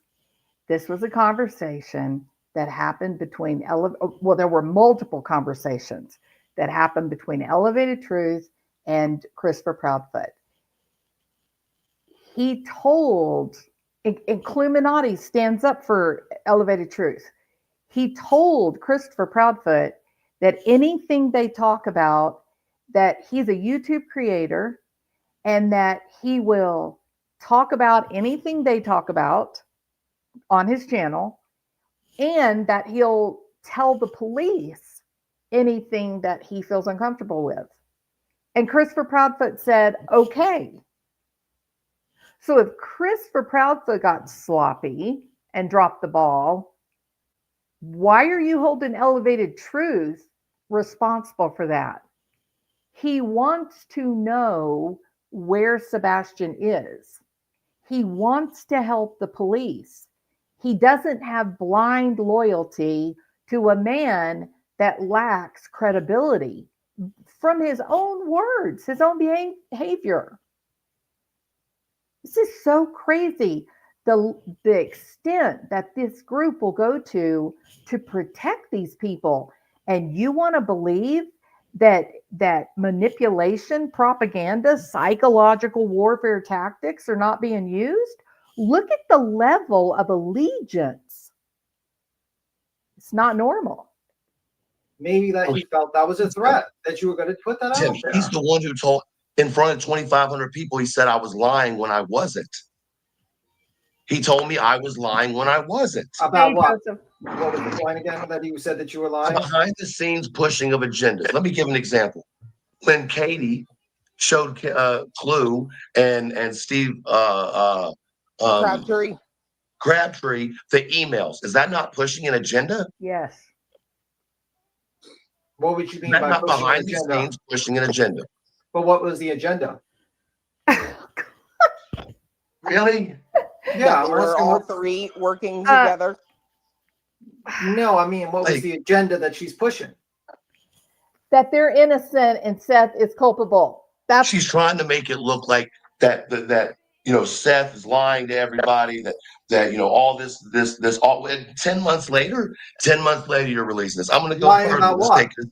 Hold on, Lying let's about take what? this step. What? Lying about what? She's trying to disprove him lying about what?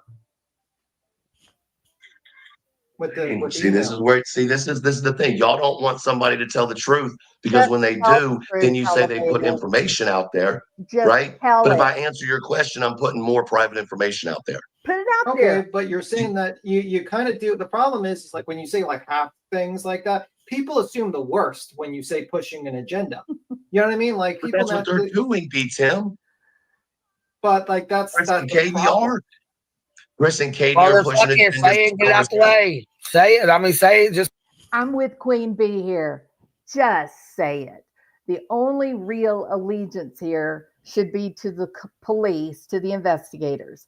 And the investigators have told you guys what they want to keep quiet and what they don't care if you talk about. You can talk about the results of the geofencing test because they have the actual data that will be used as evidence, and they will call their expert witness to talk about the evidence. So it doesn't matter if a bunch of YouTubers know about the geofencing testing. That's the truth. Say what you want to say, as long as you stay within the boundaries set by law enforcement, the district attorney, if you will. That's it. Don't try to hide and support people's honor. Are they being honorable? You've all been manipulated to a level that you're acting like a bunch of cult members. You can't even think for yourself clearly. You think that's normal? The people on Seth's side, they seem to be able to call out bad behavior. There's plenty of people on Seth's side to say, well, I'm not too crazy about Tony Mathis. I kind of think Tony's kind of suspect. He's kind of odd. He seems to be wanting to capitalize on Seth's notoriety. But you guys, this is like listening to something else. It's like Chris is your cult leader, and you're so afraid to make the cult leader angry. Why? Because he'll yell at you. You may get growled at. Stop. There's a kid here that has been violated. If there's any chance at all, even this much, that he could be alive, then you should be not standing in protection of Christopher Proudfoot and Katie, not standing in protection of information that would show that they are innocent. You should be standing for truth. You should be grateful that Elevated Truth is speaking. Granny's Watching wants it spoken. Queen Bee wants it spoken. Would you ever think there'd be a day when I'd be agreeing with Queen Bee? She struck my channel. I'm not her fan, but I definitely agree with them here. Stop helping these people that have clearly been affected by techniques of manipulation. Put the truth out as long as the cops said you could. Just put it out there, Elevated Truth. Shut them up. This is so hard to listen to. Beat him. I'm not going there. I'm not going to say it. But look, you can hear this. Queen Bee, Granny's Watching, Cluminati is going to start here in a few minutes. They all hear it. They recognize the significance of this test. And there is absolutely zero reason that the cops would run, or not the cops, but the FBI, the Secret Service. There's no reason that they would run a geofencing test at 1 o'clock in the afternoon when Sebastian is already gone. He's been gone for hours, and the neighborhood is filled with cell phones that are not supposed to be there or not normally there. Why would they run the test at 1 o'clock in the afternoon? Can we think our way through this? 3 a.m., there is security cameras. There is a car on that security camera, and there is what looks to be potentially flashlights or cell phone lights or something. That's where you want to run your geofencing test. Remember, JJ and Tylee. I'm tired of pussyfooting around. Say this. Say what you got to say. No, because here's the thing. No one wants to hear the truth. I mean, I'm tired of the bullshit. Well, I am too. I'm tired of the fact that everybody wants to protect people who are just as likely to be guilty of something as anybody else. Yeah, I mean, I think You know all what I'm the saying? parents are suspects because the investigation is open. I mean, y'all. Here's the funny thing.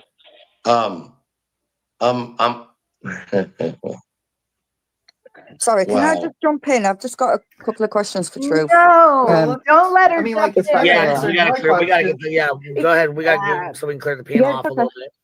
Go ahead, baby. Truth, you keep saying people aren't allowed to talk he to was Chris. in the middle of he was in the middle of answering my question, but okay. Oh, I'm sorry. Go ahead then, BTM. Go ahead. Oh, sorry, he was laughing. I didn't think he was going to answer it. Sorry. Hi, John. I mean, like, that's the thing. I'm like, you're saying that's the problem. It's like when you say, for instance, let's say, like I said, me and Truth had conversation, and he's pushing an agenda and something like that. I'm stating this on a live stream. People are going to be like, what the fuck is he talking? They think like nefarious activity. It's not a good idea to do that, man. If you're not going to say anything, don't say anything. If you're going to say something, say it. The problem is the half measure stuff. People assume the worst of the worst stuff, man, and you can't do that. Right. And the fact beat him. It is bad. Like, I hate to bust your little bubble, guy. It's bad, right? Because even if you don't understand the geofencing, the data and all that, if you don't understand that, think about this, because you do understand YouTube, right? Christopher Proudfoot goes dark. Was it right after Web Sleuths? That debacle, right? They go dark. There's No more information coming out from Christopher and Katie. None. Quiet. Maybe that's not true. Maybe there was a couple of like quick things like on Cluminati's channel. What would make a man who believes that he's winning? That's why he went dark, because he believed that more people than not believe the crap he said. So because you're winning, you don't want to rock the boat. When you believe that you're winning the game, you go quiet, you recede, lest you say something stupid. I mean, you might accidentally put some information out there that you don't want to be out there, like, oh, they caught my truck in their geofencing test, right? So he goes dark. Something had to have made him uncomfortable. And I mean physically. Something happened that made him really, really uncomfortable for him to come out of the shadows. It was the truck. If you go back and listen to that live, when Christopher Proudfoot goes up on panel, the first yell, the first screech out of his mouth was, "Don't talk about my truck."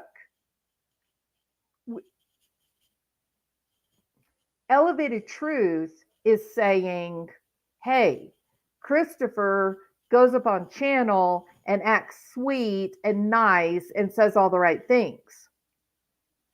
But I have had conversations with him a lot, and he is not nice. He talks good about the police when the camera's on. When the camera's off, he's calling them MFers. He's calling them dumb. I know things about Christopher Proudfoot that makes it difficult for me to believe that he's this God-like stepfather who is, father to all the little children of the world. No, that's not who he is. The person that you guys are making Christopher out to be, the person that you guys have built up in your mind that is Christopher Proudfoot, that is not who he is. And I, Elevated Truth, want you guys to know that. Can't we be just honest about what we're discussing? Seth's no angel, Katie's no angel, and Christopher is damn sure no angel. Let's start there if we really want to find Sebastian. That's what he's saying. And he inadvertently acknowledged, unfortunately for Christopher Proudfoot's truck got caught by the geofencing net. Ask Josh, ask any of these people that understand technology. When do you run your geofencing tests? What is your target? You have to choose a period of time that you already have a hypothesis about, right? Like JJ and Tylee. Oh, well, the last time we saw Tylee was this date. So let's run a test for that period of time, see what we see. Did anybody show up at Chad Daybell's house? Same thing with JJ. We know when about was the last time that he was alive. Let's run the test, see what was happening at Chad Daybell's property that day. And lo and behold, the day that JJ went missing, Chad and Alex Cox were standing beside the tree by the pond. On the day after Tylee went missing, they had Alex Cox right there by the burn pit. And the cops said, that's strange. Maybe we ought to go do a little digging around the burn pile or the burn pit and the pond and see what we can find. And within 30 minutes, they found remains of a human being. They did the same thing with this location, Sebastian's house, because Sebastian poofed off of the front porch. They could have run it at 12 o'clock, 1 o'clock. I believe, my opinion, they chose 3 a.m. because they have security cameras that show a car, the lights on a car, and there is video of the little flashlights coming down through the backyards. let's look at this geographical area and see if we have any cell phones out there, any open internet connections that are normally not there. And they caught Christopher Proudfoot's truck per Christopher Proudfoot. That's what made him uncomfortable. He said, oh my God, what has Elevated Truth said? I respect what you're saying, boss. Okay, I get it. But I also have sat back for 8 months behind the scenes, 7 months behind the scenes, hearing stories change, hearing bullshit pushed, hearing lies come out, hearing people come on panels and outright lie when behind the scenes they're saying something else. I will be the bad guy. I'm cool with that. I'm worried about Sebastian Wayne Drake Rogers. I don't give a fuck about Chris Proudfoot, Katie Proudfoot, or Seth. I don't. I care about Sebastian. Stop playing games with the young man's life. And Elevated Truth, because you said that, I care about you because I think you're an honest guy. And I was completely wrong yesterday. I do think that there is manipulation and intentional tactics being used against the public. And I do think some of these creators are doing it. And I don't think that you allowed yourself to be sucked into it. And that takes a lot of integrity and strong will. And I can agree with you on that point. I didn't come into this to make friends with Chris Proudfoot. I told him that from the day we first started talking. I didn't talk to Chris and Katie to get information about what kind of awesome, amazing people they are. No, I talked to them to find out about Sebastian. I've spent 30 or 40 hours on the phone with them talking about Sebastian. Okay. All right? I'm not talking out of my ass. Now listen. This man is telling you he spent 40 hours on these people. He has spoken to Christopher and he has spoken with Katie. So is Granny's watching, but according to her, not as much as what Elevated Truth is saying. If you're a smart person, are you going to just blindly believe whatever you want to believe because that's been the local discussion and gossip? Or are you going to defer to the person who actually has information? These people behave as if they have no ability for logical, rational thought. Listen to what is about to take place. It's amazing. Do you think you're a little emotionally too? I mean, like, I think the issue is you're a little emotional. Look, this is intellectual greatness by B. Tim. Do you think you're just a little too emotional, Elevated Truth? Maybe your opinions be colored by your emotion. No, B. Tim, he's experiencing a severe level of cognitive dissonance caused by the reality of Christopher Proudfoot getting sloppy and messy in his lies. But then that's the problem. It's like I think you think you're gonna break the case and you're an investigator, but you're just a person that's just a conversation. You're supposed to spread awareness. You're not supposed to do. The arrogance is actually shocking, isn't it? First of all, he's using shame and humiliation to dehumanize and devalue any kind of information that Elevated Truth may give. That's number one. Number two, he's saying you're stepping outside your role. It's not your job to talk to us about fact and truth. It's your job to stay within the boundaries of conversation that we set because we're the thought police.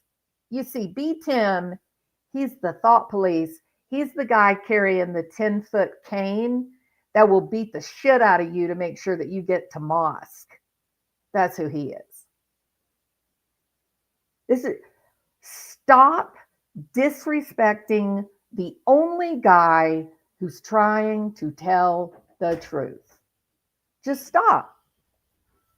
It's the only person trying to tell the truth. investigations and stuff like that. That's the cops' job. All right. Well, y'all. Listen, I'm okay with y'all having your opinion, right? It's perfectly fine with me. I don't mind. Okay. But a lot of y'all haven't had to sit and listen to the same shit that some of us have listened to. Some of y'all don't even know the type of people Chris and Katie are. See, Are you guys listening to him? Are there any Diet Cokes here? No. Aren't there some out in the car? Are you guys listening to him? What he's saying? He's the guy that's actually spoken to these people. He's saying to them, you are putting out an image of two people that is inaccurate. It's not real. And you're going to see Granny's Watching verifies this. And I was really respect to Granny's Watching. That's what I mean. That's what I mean. That's what I mean. That's When you the say things like that, I- people take it negatively. You can't say stuff Okay, like take that. it how you want to. Take it how you want to. He's saying it negatively. want me He's to- saying he doesn't trust them. Damn. Thank you. Right. Personally, it doesn't bother me who trusts who and who does what. But I just want to know that you said last night that if people are allowed to attack Seth, then why aren't people allowed to go for Chris? And in my personal opinion, it's because Seth's words have come out here and he's took his dignity away from his son. But This is your virtue signaling queen, right? This is the woman who's standing up to say, I am the moral authority. I know more than any of you guys know about this. And that is, nothing is more important than the illusion of a perfect life. The illusion of a perfect life should be protected at all cost, according to this lady. No, it shouldn't. You're wrong. When there is someone who goes missing, someone who has been abused, targeted, and that there are multiple CPS cases and investigations for, that is someone who would much rather us talk about reality, truth, experience, fact, than the illusion that Sebastian had a perfect little life. You're the one, pretty AF. You're the one who needs the illusion of a pretty life. You're the one. You don't want anybody to ever know anything bad about your life or the things that happened to you. And you're projecting that intense need on others. But the kid that has lived through the abuse, the kid who's been continually violated by trusted adults in his life, that kid doesn't give a damn if you tell his truth, if you tell what they've done to him. All he wants is for somebody to know the reality so that that SOB can't hurt him anymore. Chris hasn't done any of that. And whatever conversations you have behind the scenes, that's not what's coming out to the public. So whether it's true or not, I don't understand it. It's not doing anything for the case. It's not doing anything to find Sebastian. So if it's true or not, I don't want to know about it. Don't shatter my rose-colored glasses. What in the world are you doing in the true crime community if you don't want to deal with reality? just wondering about that. That's all. I just If think you people think are it is the mad because same. they like Chris and Katie. I think that's what it is. If I'd have gone after Seth like I did and had a Yes. conversation about Seth, everybody'd be cool Yes. with that. Yes. Everybody'd be cool with that. Yes. No. I addressed this earlier, and I'm going to be honest. This is why I feel you feel that way, because you kind of entered into this backing up Chris and Katie, and you did lead people to believe that you knew things that if only we knew, we would understand. Just trust your Yep. guidance, blah blah blah. And you were not white knighting, but you were pushing pretty hard on the pro Proudfoot anti-Seth type of thing. So you built your audience that way. So now your audience is pushing back because your narrative changed. So it's Right. not But necessarily that's that the thing. people My have a narrative problem. hasn't, Granny, my narrative hasn't changed. The information to the narrative has changed. Okay. Okay, fair enough. Yes. Let me put it this way. if you in the background observed, listened to, or heard things being said that would make you seriously fear what may or may not be happening in a home, what are you going to do? Call the police. Okay. Do you think I did that? Yeah. Okay. So did I bring that onto the YouTube? I don't know. I haven't. You just did. I haven't. Yeah, You just did. I was thinking the same thing. No, I You didn't. kinda- You just Well, did. you did. That's exactly what you've just done. And I don't know why Okay. you've done it. Is it Because whatever it's gets said truth. to you in It's private should truth. stay in private? What? I don't owe the parents anything. What do you mean private? There is no private in a missing child. So when Sebastian There's comes no back home, friendship. right? When Sebastian There's comes no- back home and he's got to see There's no private when there's a missing kid. When there is a missing kid who has been victimized systematically since the day Christopher Proudfoot entered his life. Elevated Truth is on point. On point. And what this woman is about to say is, but what if he comes back? What if they find him? He's going to be so embarrassed. No, he won't. He has lived the abuse. It's not shocking to him. It's his experience. It's his reality. He wants to be found. He wants to be protected from the people that were hurting him. He doesn't care about your BS, glittery, sparkling world that you create for your reality. that Seth's going after Katie constantly.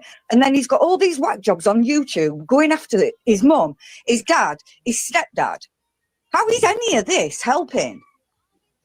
Just because somebody said something to you in private doesn't mean you can bring it to the platform because you think he's a dick. Unless you're going to bring all the information, don't bring any of it, Truth. It's not fair. Yeah. Well, then what's the difference in what every other channel is doing when they talk about Seth? Y'all Seth? are crazy. I don't It's have not props. about every other That's panel, though. It's silly. about what Hold you're on, doing hold at the on. moment, I gotta Chris. say- I have to Wait. say this. Hold on, one at a Here- time. Hold on, one at a I'm gonna time. hop down to give you room. I'll be back. Yeah, because we got To a be full panel. fair- Jax, do you have anything else you want to add? If not, I'm gonna have you jump down. Yeah, I was just listening. So the thing is that I have to give props to Truth. It's not easy talking to Chris Proudfoot. Absolutely. I I kick him remember now. I- Joking, joking. Hold on. When you say it's not easy talking to him, you've talked to him? No, what I mean is that he comes off pretty. He comes off strong. You know, He's aggressive on purpose. In a couple I've places that talked to he's him and he doesn't talking. Christopher Proudfoot is knowingly, consciously being aggressive. He is using his anger to control you guys. Now, the way it stands, if you guys don't kiss his ass and tiptoe around him, shield him from accusation, then he will explode on you. You will be canceled. You'll be out of the Christopher Proudfoot cult. And that is the thing that you fear most more than anything, because you, from your own trauma, believe that somehow Christopher Proudfoot is powerful.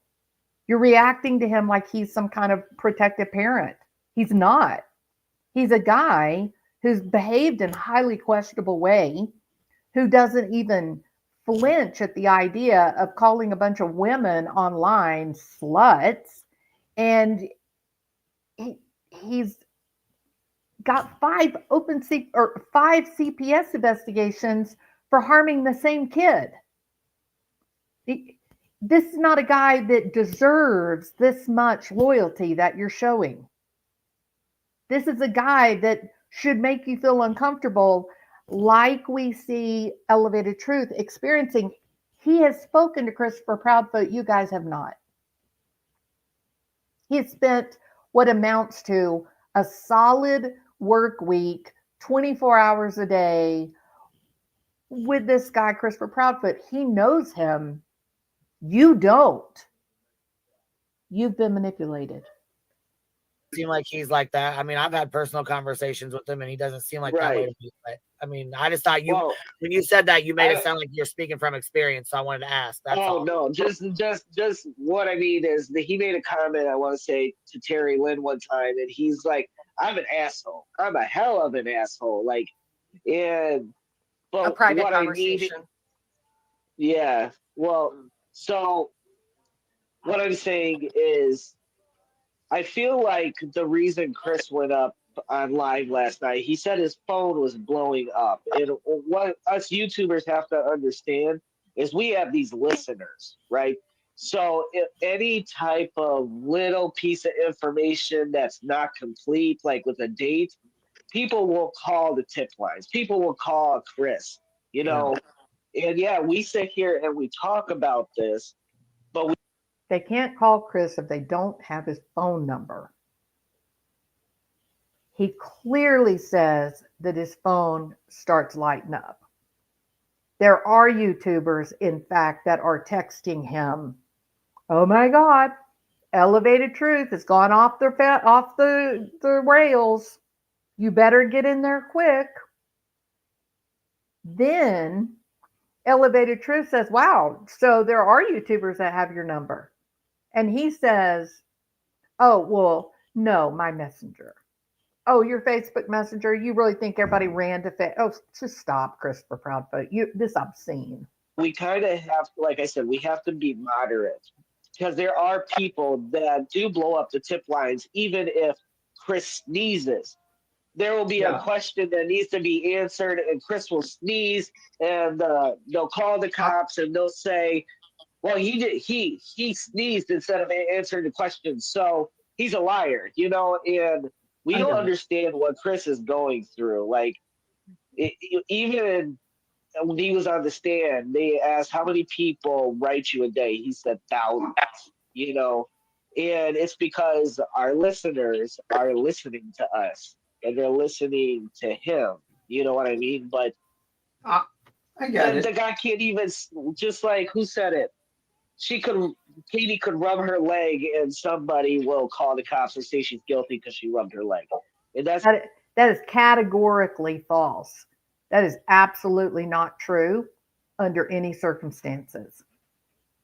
And again, where is the logic in what you are saying when you are faced with a man who has real information? You don't allow yourself not 1 ounce of curiosity about what Elevated Truth has experienced in his relationship with Christopher and Katie Proudfoot. Where is your curiosity? Why aren't you interested? Because you are part of a cult. Your ideas you have already foreclosed on, and you are simply not open to any other story than the one that has been told to you by Christopher Proudfoot using his psychological warfare techniques. That's exactly what happened, you know? Yeah. I mean, the question I would have for Elevated Truth is like the conversations you had with Well, hold Chris. on 1 second, B Tim. Okay, Jack. So I'm gonna have you pop down real quick because we got a full panel. You're Jen, good. go ahead. You're You've good. been I here got for a while. Have a minute to ask your question. I really do have this one You're question. good. I for you. gotta run, so Yeah, I'll I'm saying hop Jen's down. been up here for a while and she's been waiting for a while. So I think it's really It's an rude important. to not It's let an. her It's finish, an. or ask her It's an. question. I just want. It's All a very right. simple and short question, and I'll shut up. Right, but I Polite. still think it's really rude that she's been up here waiting this whole time and not been able to ask her question. You're good. I'm popping down. Bye, Jax. Thanks for having me up, Have a guys. good day, honey. Thanks. You too. I'm gonna forget my question then. So Jen, did you have something you wanted to add? Yeah, I have something I kind of wrote up, so I'd just like to go through it without getting interrupted. As a Okay, Seth then we'll perspective. okay, before we do that, let's let B Tim ask this question then so Okay, we get that out that's the way. perfectly Okay. okay. All True. right. Did you inform Chris that all your private conversations could go public on the internet? Yes. Yes, he did. That is Cluminati speaking up in defense of Elevated Truth. Cluminati is loyal to Christopher Proudfoot. She and Cletus are their real life friends. They sat together in the courtroom for the Bullhorn Betty hearing. She is verifying that Elevated Truth did say to Christopher Proudfoot, the things you say to me are open to me covering on my YouTube channel. If you say something that is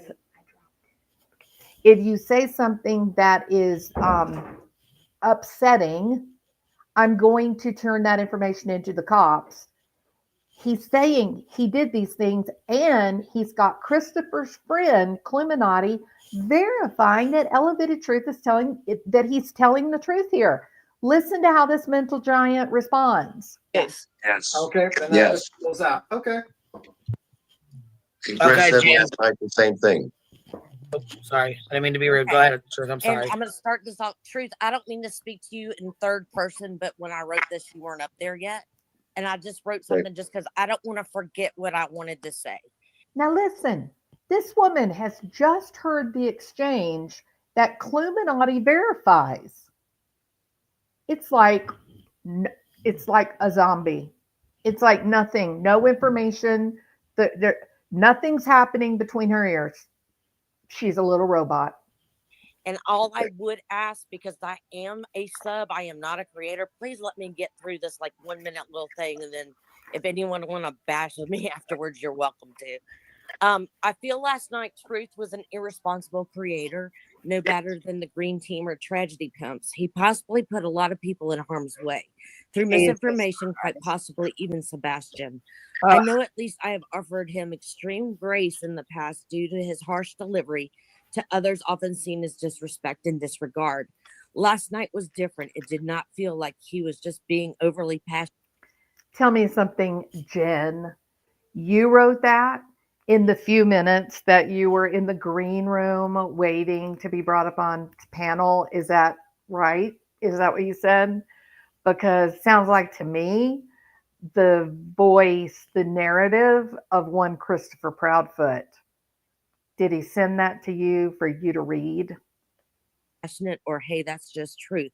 I felt your intent was harsh, aggressive, and baited and provoked Chris to speak up.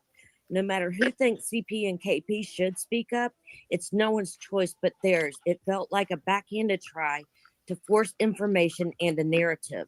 I could give two shits who speaks to CP and KP or Seth Rogers for that matter. I believe you incited the audience and especially the haters with half-truths and misrepresentation of information they are now running rampant with, as well as holding creators, some here on panel, as being unscrupulous. Truth led the audience to believe he knew juicy details, then to aggressively tell Chris not to make him go there was abhorrent to speak that way to a parent. If Truth felt he needed to clear his chest, he could have had enough empathy to not bring this up until after. These are the words of Christopher Proudfoot. After Christmas. I also felt this was disrespectful to Clue and Cletus, as well as others who have had his back in the past when he has been in the spotlight for his harsh delivery. But I trust they will discuss amongst themselves as to how they will proceed with their relationship. He handed those who have brought Queen's Granny's children and their own child, baby Clue, into this, and it has been proven they wanted to plant evidence at their home. I personally have chosen to unsub. I don't believe that we can get back to good on this one, as much grace as I have given you in the past. And maybe this isn't the genre for you. I mean, you're excellent at other things. This is laughable. This is hilarious. This supposed woman writing this, or was it actually Christopher Proudfoot giving her something to read? Maybe this isn't the genre for you. I only know of one person arrogant enough to tell some YouTuber that they need to change their genre. So predictable, Christopher. If you're unable to contain your composure and outburst, it just might not be for you. That's it. I apologize for it being so long. How dare you question whether it's for him or not? Appreciate your point of view. Ass. So arrogant. I appreciate you letting me up, Queen, to speak my piece. Thank you for coming up. So arrogant, inappropriate. So inappropriate.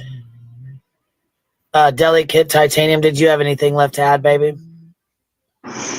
Yeah, just simply that, Truth is using, Seth as a sort of almost get out of jail free, everyone else is accusing Seth of this, that, and the other. But everything that people have spoken about regarding Seth is stuff that he himself has said publicly on the internet.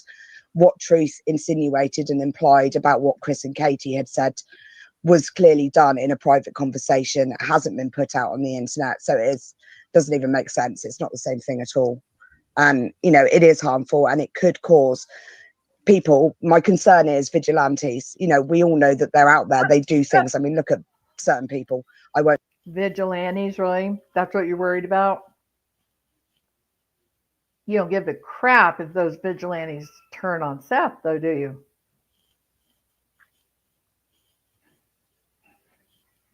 You guys are gonna. When this comes full circle, you can't. You guys speak so knowingly, you can't even recognize the actual tones of what is a criminal investigation. You guys didn't even pick up on the fact that geofencing, Christopher Proudfoot admitted that his truck got caught up in the net. You guys didn't even recognize it. You're supposedly these true crime giants. Why didn't you notice that? Name who think it's their job to run around hurting other people all the time. Other people may do it and it may get somebody seriously hurt. It is irresponsible and it's dangerous. But that's it. Thank you for having me up. Speak to you later. Bye. Thank you. I appreciate you coming up.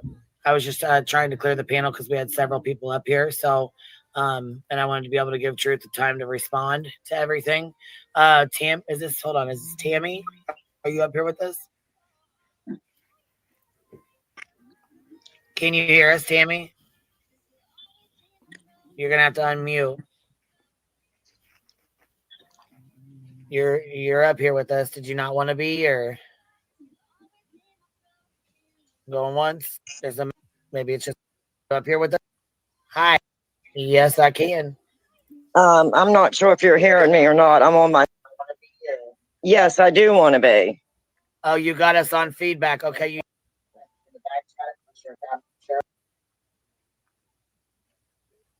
I'm not sure if you're hearing me or not. I'm on my phone. So you must not have us on speakerphone, but yeah, we can hear you. Queen, yes, I do want to be. Oh, you got us on feedback. Okay. I think it's interesting, Emerald, that you said, well, if no one owes the parents of victims loyalty, then don't cry when other creators release your personal info you trusted them with. They don't owe any loyalty. Okay, that sounds completely just cool. Unbelievable. Tammy, you want to try this one more time? Did you pause your YouTube? Okay, we don't have any feedback this. Hear me? Yes, we can. I'm on my phone, so I'm hoping you can hear me.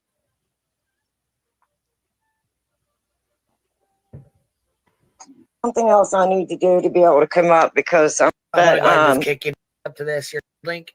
Okay, you'll be good. Everybody wants me to play it. They keep asking me to play the clip. That's the dog snoring. Sorry. All right, here's the clip. Here we go. It's not possible. Well, I don't think he went into terrain. I think we see a car light come on. I think he went into a vehicle. I think he met somebody. I think he could have made it a long haul and met somebody. Right. Where's the digital footprint then? He doesn't have to have a digital footprint. It could have been it could have been anybody on the road. How do you think people kidnapped before electronics were around? Before electronics were around, we didn't have car teams that could come in and figure out what phones were used, what Wi-Fi's were in the area. Right. Now, mind you, it was said that there were only what? 2 exterior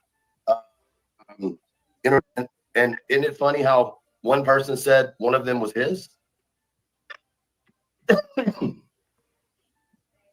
that'd be a little weird, for sure. Oh, it got quiet real quick on that one. I don't think I understand what you're. I'm sorry. I don't understand what you're saying. That's why I'm quiet. I'm sorry. I don't get it. He's saying on it supposedly on the night that Sebastian disappeared. They go through and they check there was only 2 Wi-Fi's that came in that area and left that area. Like 2 open networks, 2 traveling Wi-Fi's came in and left. Okay. And apparently Chris claims one was his truck. That Boom. night? That Well, night? they did the search for that night. So. Why would Chris's truck be there? Wait, yeah, thank you. I can I mean, see. You can kind of hear the smoke is beginning to lift. They're kind of going, oh, wait a minute. Oh, maybe this is going to be important. Really, this is sad. It's really sad. This is the first I'm hearing of this, so that's why I'm like, what? Me too. Yeah, I'm sorry. I can't really comment on it because I don't know anything about it. Oh, sure, Clue. well, Cluminati. Don't do this now, okay? After you actually show integrity, don't now go, no, I didn't hear this. Me and Cleus never heard this. I mean, Katie and Christopher are besties, but I didn't know about this. Just shut up. Well, it could have been the 25th through the 26th. I don't know. I mean, 25th through 26th still means that allegedly he wasn't in town. I mean, the 26th he would have been. Right. Oh, right. The 26th he would have been. But if I'm not mistaken, I think the comment went something like, those dumb assholes didn't even know that it was my truck. Lazy, well, if you can't ask me what time, because I don't know. That's really that's really weird because, like, so you're saying it's like a hot spot that came in and out. No. And that's really weird because you have to turn those on. You They're are not just right. on.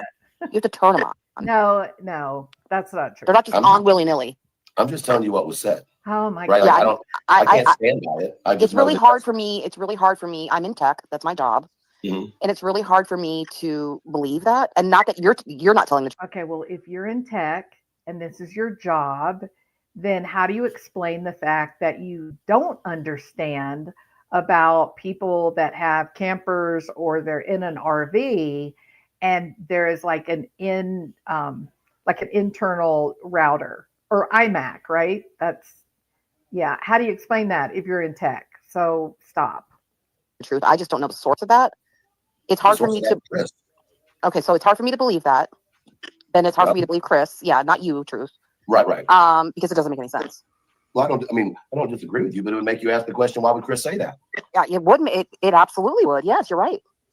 Absolutely. It was said privately, y'all. You don't And it was turn said it to more than one on and person on this off. panel. It's on, so you can access So it. I'll leave it at that. So you can take It went through different telephone times. It wasn't calls. said at the same time. I mean, is Queen still here? I don't know. She might be feeding the dogs or something.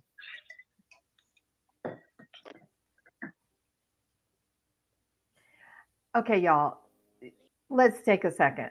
So this lady who claims that she's in tech, and this would be something that you would have to turn on and off like you would a hotspot, right? No, wrong. Is your phone connected to your car? Can you answer your telephone while you're driving down the road and talk to the phone through wherever the speaker is in the steering wheel or the radio or wherever it is? Does everybody have that feature, right? You can actually get out of your car and walk away from it probably, maybe 15 feet, 20 feet, and still stay connected. What do you think it is that is connecting? This is not rocket science, okay? That's pretty simple stuff, especially for someone who is a tech professional. Like, what kind of tech are you? Are you processing insurance claims or what? And yeah, I was there. I just couldn't really add to that. I didn't really have anything to add to the conversation with that. I didn't know nothing about the motherfucking truck being there or whatever the fuck. I had no idea about any of that. Girl, I'm telling you, me and Body and you were lost. Yeah, I had never heard about nothing about heard this that. truck being there on this day and with the Wi-Fi. None of this. I had never heard anything about it. Exactly. That was my point. But what the answer wasn't that his Wi-Fi was on there. It was the arrogance in which he said, those fucking idiots or those dumb motherfuckers didn't even know it was my truck. While we're supposed to be trying to believe in law enforcement, you have a parent who was laughing at the fact that law enforcement didn't know it was his truck. That was the point behind the whole comment. let's just wait and let that settle. Let it sink in.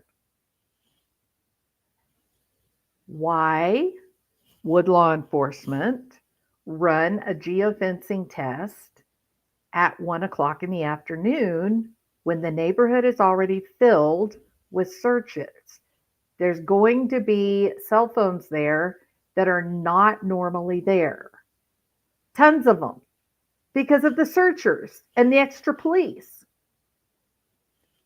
The tests are run during a period of time when they believe there's something happening and they want to identify who all is in the area at that time. In my opinion, it was 3 a.m. on the 26th. Other people have suggested it was 1 a.m. But nevertheless, it still shows Christopher Proudfoot's big fat liar. I never said the 24th. And when it was pointed out to me that the 26th could be because he was in town, what did I say? Oh, yeah, you're right. It could have been because he was in town. It sounded more it sounded like more like you made it sound like he was gloating, and that it was like He was. Beat him. He was, bro. He was. Now, I ask you this, people. After listening to this, after fully comprehending what this whole thing was, this whole discussion, how many of you at all ever again are going to believe anything B. Tim says as being authoritative? He doesn't understand. He's very limited in what he's understanding in this conversation. That was not. That's what got under my skin. But you stated the 25th, and then later on you said the 26th. I mean, like, I think that the problem. Because Chris said that they did it for the 25th and the 26th. Those were the 2 days they tested the geofencing, is what he said. Yeah, and you made it sound like a little like you gotta like admit that sounds like he was like the geofencing had it maybe on the 25th, and that he was kind of gloating about it. Like, these guys, they don't know, they don't got me yet, or something like that. They don't even know it's my Wi-Fi, bro. That's honestly, I have a right to my opinion. Yes, right? you The way do. I took that was a gloating, like I know more than law enforcement. That's exactly how I took it, and that rubbed me fucking wrong. Why'd you not follow up questions to him? Like, hey, was this? Because he's not dumb, B. Tim. Because he has some IQ points above and beyond what's necessary for eating a peanut butter sandwich, okay? He didn't have to. The very fact that Christopher Proudfoot admits that his truck was caught up in the geofencing net proves he was there. Whatever time they ran their test, he was there. Whether it was midnight, whether it was 1 a.m., whether it was 3 a.m., whether it was 5 a.m., according to SF, Shill Fisher investigates. He was there. His truck was caught up. He lied. Try to keep up, B. Tim. I know it's hard, but try to keep up. I have. I just told you there was more I could release and chose not to. But you told me that you had a private conversation and that you never asked him to specify the date in which that occurred with the geofencing. You never followed up. He said it was the 25th and 26th. Those are the dates. And I don't know any other dates but that. Those were what Chris said, 25th and 26th. And then he said, did he tell you that it was 1 o'clock that they basically found his Wi-Fi access there? Not until he came on the panel. Yeah. I he think hasn't been on a panel in months and months and months. I haven't spoken to Chris in maybe a month and a half. How the hell was I supposed to know of all nights he was going to jump up on my panel? He jumped up on your panel because you made him uncomfortable. Because you said, Christopher Proudfoot was there when they ran the geofencing test. That he's caught. That's what it all means. I don't know how to make it any easier to understand. And here's a question for you. Why was it that he jumped up there about his truck, but he hadn't jumped up there about anything else that's being said? It's real weird to me. Because you're insinuating that he might be responsible for Sebastian Rogers' disappearance. If he's there on the 25th and he lied to the cops and he's gloating like how you're stating, that's a pretty big freaking red flag, and that could be something. He can be taught. Finally, light shines on yonder mountain. Good God, B. Tim. Something that could spread through the wildfire on the internet. So he wanted to correct that. I did not. It already is. No, I was wrong. I thought B. Tim had it. He lost it. It like stand through the hourglass. Now B. Tim's actually not concerned at all about the fact that Sebastian may have been victimized by his stepfather.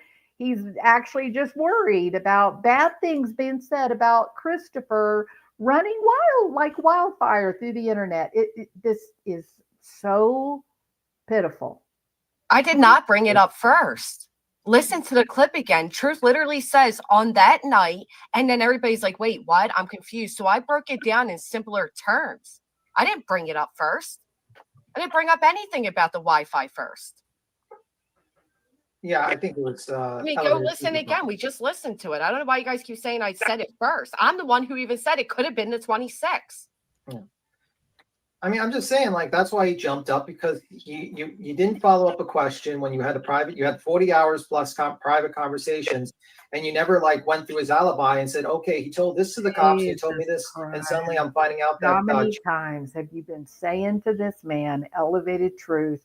He's not an investigator. It's not his job to conduct an interrogation.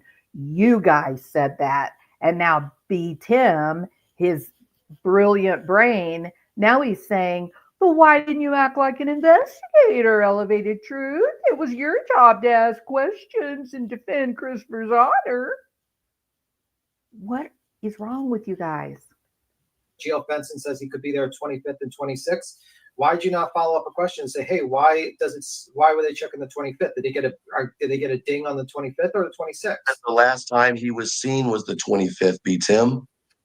Of course, they're going to look on the 25th. Yeah, and I'm saying, B. Tim, he's got his hands full with that peanut butter and jelly sandwich, folks. Maybe because it gets all stuck in the top of your mouth, right? You get kind of, yeah. He's struggling. It's okay. Some of us do. Like, that's the thing that you should have probably followed up on. And then the problem is that when you go forward and say that type of information in that statement, it could be seen as him like kind of gloating and stuff like that. That's the issue. That's how I felt he was doing. I'm just being honest with you. That's how I took it. Mm-hmm. Me too, Joe. I mean, do you still feel he was gloating? Yes. Oh my God. Jesus. I don't agree with you, but I wasn't talking to him. But I'm answering your question honestly, B. Tim. I mean, I don't. Did he seriously say, well, I don't think that was? B. Tim, you weren't there. How tall is B. Tim? Does anybody know? Are we sure he's not a 10-year-old child? I'm just asking, okay, because this is really weird. Why is he saying that, well, he thought that Christopher meant something else? B. Tim, you weren't there, remember? That wasn't your conversation. Don't have to have the same opinion as everybody else, and I haven't. My opinion has been vastly different than Clue's for some time. And you're welcome to your opinion. You can discuss it, and we all have opinions on cases. If I can't, it is what it is, man. I'm not dogging you on your opinion. I just think, like, when you say things like that, it could be taken very, very wrongly without all the facts to it. And that if you're going to go forward with stating that as a fact on the live stream or private conversation, which you had permission to do, which, you know, I can't really hold that against you. You said, yeah, then you should have probably followed up with a private question and say, hey man, there's one thing that's really egging me on. You said that when did they touch your Wi-Fi with your truck? Was it the 25th or the 26th? And if he said the 25th, then I would have probably been like red flag, and probably. Oh, is that right? Again, I can't. No, Tim, I'm sorry. I don't know how to help you with this. No, it doesn't matter if it was the 25th. It really doesn't. If it was on the 26th, which is exactly what Christopher Proudfoot said to all of the internet, then the question becomes, Tim, what time would law enforcement have chosen to run the test? Would have to have a reason, a time of significance. 1 a.m. or 3 a.m. or maybe even 5 a.m. Any of that multiple choice, it's bad for Christopher Proudfoot because it means he was there when Sebastian went missing, Tim. Called up the response I got was they did the test on the 25th and 26th. Yeah. That's the response I got. Yeah. So that's the 25th and 26th is when they tested for it. Do you think that you should have followed up with a question on like when they got dinged on it, or was he not going to answer that? Tim, I'm sure I could have handled things in a better manner. Absolutely. Okay. I'm sure I could have. Yeah, I mean, I'm not going to sit here and act like everything that I do is the best way to do it, right?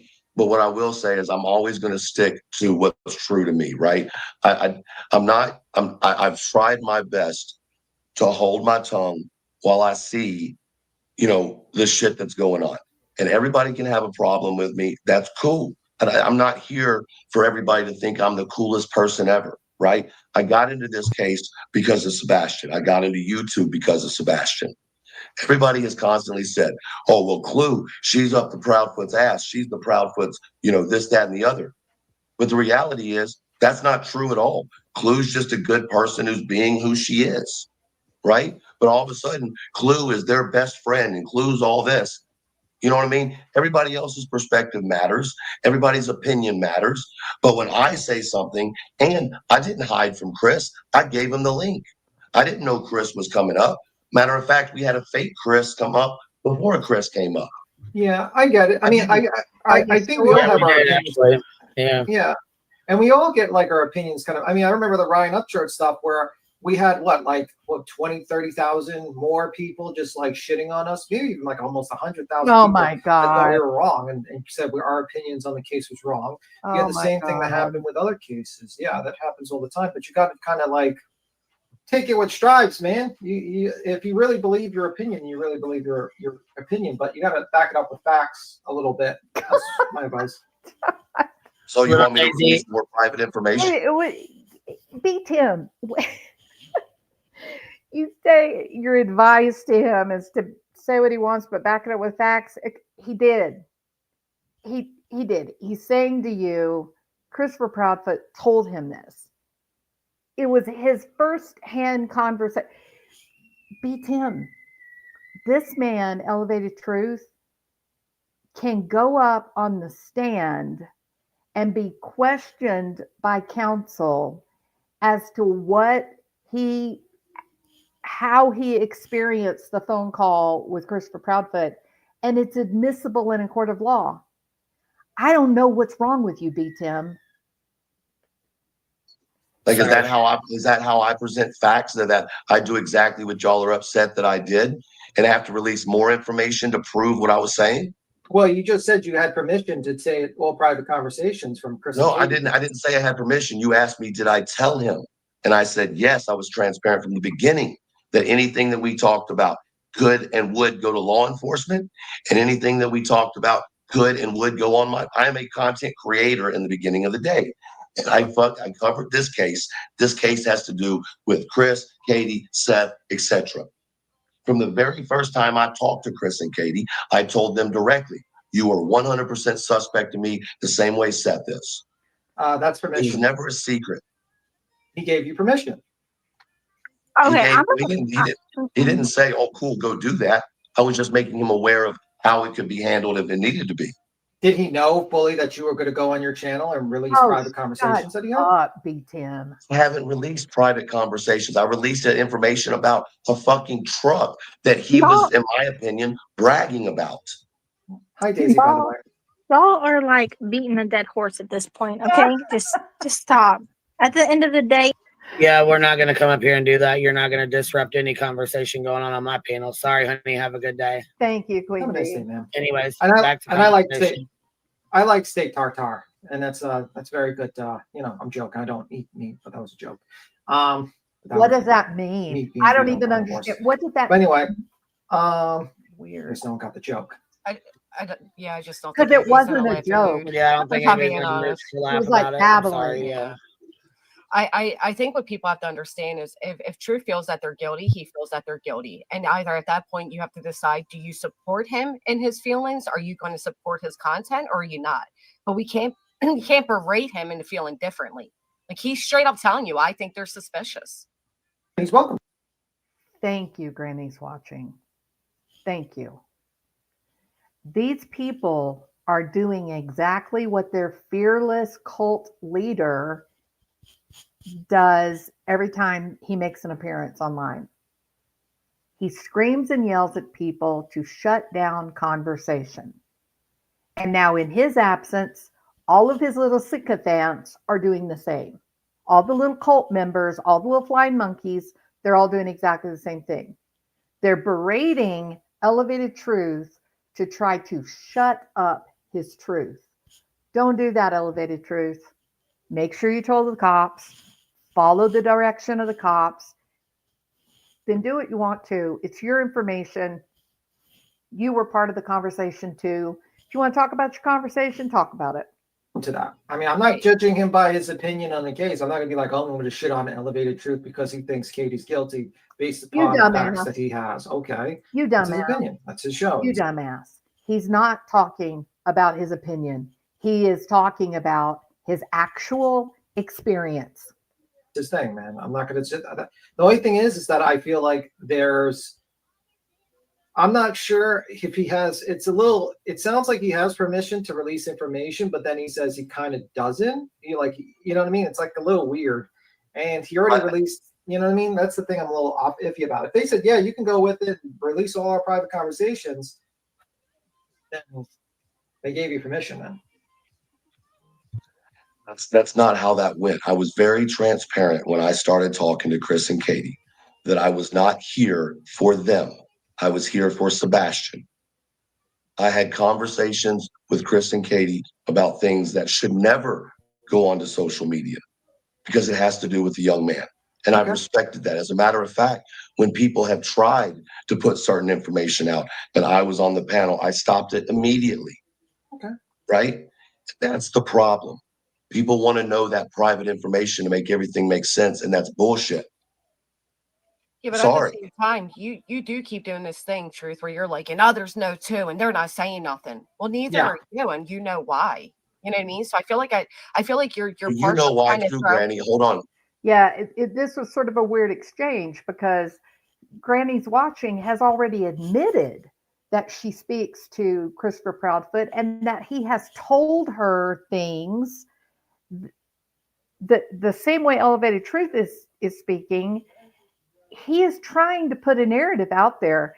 These people are the very definition of sycophant, where Katie and Christopher Proudfoot don't want to be held responsible for what's said, but they're willing to ruin other people's lives by giving them the information and having that information put out. It's pretty crazy.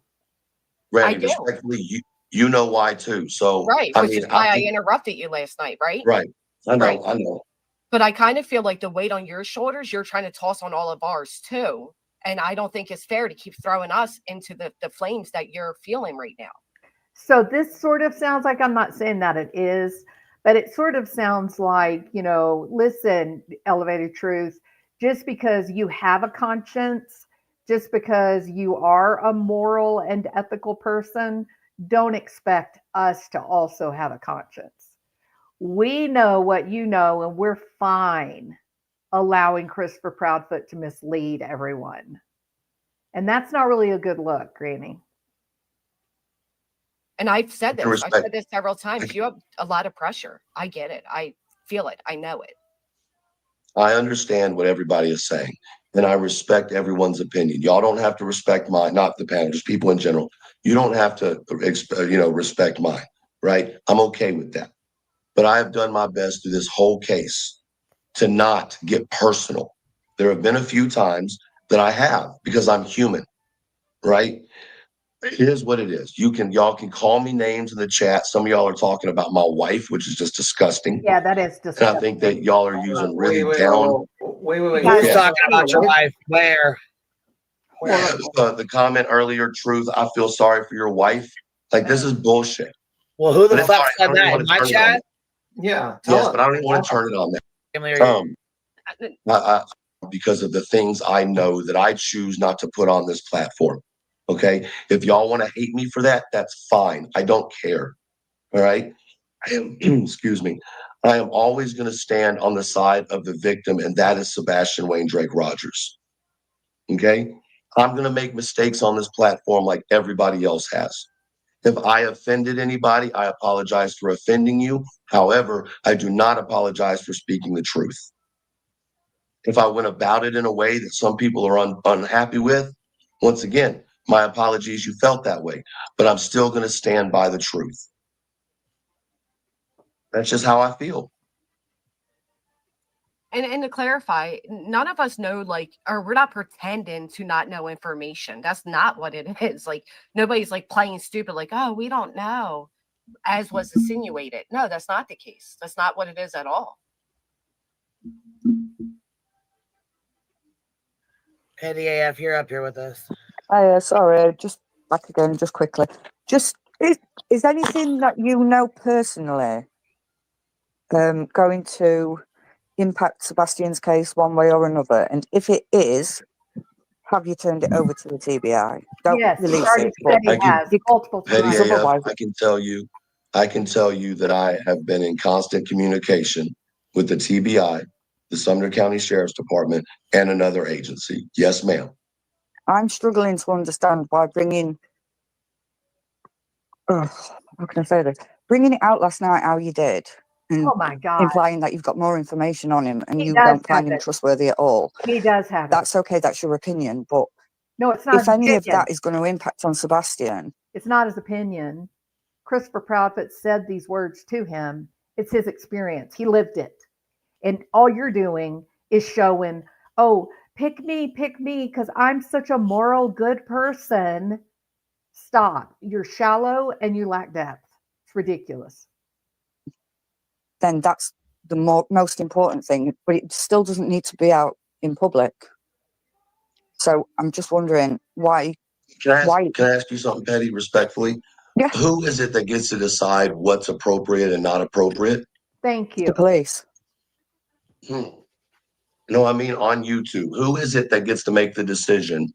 Petty, we all live in free countries where we can have opinions and we can voice our opinions. The cops don't want to stop discussion. Only the virtue signalers, the people who have such tiny little identities that they have to pretend to be more moral than anybody else and lecture us on what everyone already knows. Elevated Truth is not giving his opinion. He's discussing his experience, his truth. You guys are just so dense, you don't want to believe it. What's appropriate and inappropriate? Well, you've got your creator, it's creator. But Well, then at the same time, you've also got, it's your channel. So you should be not so much policing your chat, but setting boundaries. I would probably go up to the person like Chris Proudfoot. The boundary I would set would be to keep all the virtue signalers off the panel so that intelligent people could have a good discussion. That would be the boundary I would set. And I'd make it a damn rigid boundary at that. And say, is this off the record or on the record? Just like a news, like if I was like how they say, like, if it's off the record, you're not supposed to go forward with it. But if it's on the record, then you can go forward with it and basically put it on your channel. And I don't know if that was, it's kind of like iffy. I'm not sure if that's like that was actually told to them what was on the record and off the record. It seems like you kind of formed a very personal, like you have. And now B. Tim slides back down into the peanut jar. The poor guy is struggling to have an adult conversation. I want to take a few minutes here. Thank you so much, you guys. It's so seldom that I get a super chat or anything. I am really appreciative to you guys. So please bear with me while I kind of go through the list. Thank you, thank you, thank you. Georgie girl, thank you so much for being a new member. I'm actually writing out my plans for 2025 membership. I'm going to bring up my channel for channel memberships a notch. So thank you for that. Renee Marie, you are Santa Claus. Thank you so much for your gift. 1999 super sticker. I appreciate that. Island, Hawaii. Thank you, Jules, for your insight on how manipulative people operate. I love your channel. Island, thank you so much for your super chat. I love it. I appreciate you so much. Julie, great to see you. I sent you a message. We need to do a panel together. In my opinion, if Clue is influenced by Christopher Proudfoot, then she has no future as a creator. I mean, you're on point with that. I wouldn't disagree at all. Thank you for the super chat. What's the piece law enforcement is waiting for in the arrest? So when they're doing these investigations, they're going to be working daily side by side with the district attorney. The district attorney is going to identify potential charging statutes. And so when they reach a consensus, the investigators with the district attorney, when they reach a consensus for what the potential charges are, that is supported by the evidence that they have gathered, that is when you will get your arrest and indictment. So they're not going to be, because the minute that there's an arrest, the clock starts ticking, right? At that point, then the investigators are under a time, they have to be ready to present a case in, a speedy trial scenario. Now, most defendants don't take the speedy trial, although, you can strategically use that to your advantage.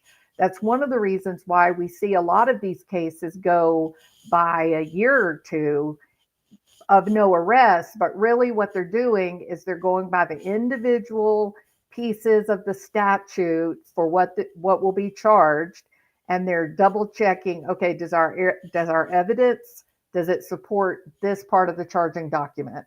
Does this evidence support this part of the charging document? And so it's a methodical, kind of boring process. And if the DA gets to a point and he says, no, actually, I don't feel good about this evidence trying to use to support, Section 3C. I need you to go get evidence that will show XYZ. And so then the investigators got to go back out there and try to find something else. So if they've got him on geofencing anywhere near that house, it's a matter of time. All right. Did you see Elevated Truth in here earlier? No. Oh my gosh. I'm so sorry. I did not see that. I absolutely would have given him a link. Oh man, I'm so sorry. That's terrible. If you see him, please let him know, I'm sorry. And also that I gave him an apology because I was not very nice yesterday. Holly, in my opinion, he was inconvenienced by the phone calls and bothered that it's about him as usual. Oh no, I think he was scared, Holly. I think he probably had to clean his britches up. Truth stands true to yourself. You owe nothing to Christopher Proudfoot, Katie, Seth, or any YouTube creator. Absolutely. Sending love to you and your family from the Skeins. Thank you, the Skeins. And I am 100% in agreement. Elevated Truth has presented himself as a man of integrity and strength. And this nonsense that he had to go through is bad, and I'm sorry that he experienced it. It's terrible. From one Jules to another. Thank you, Jules. I appreciate you so much. All right, let's see.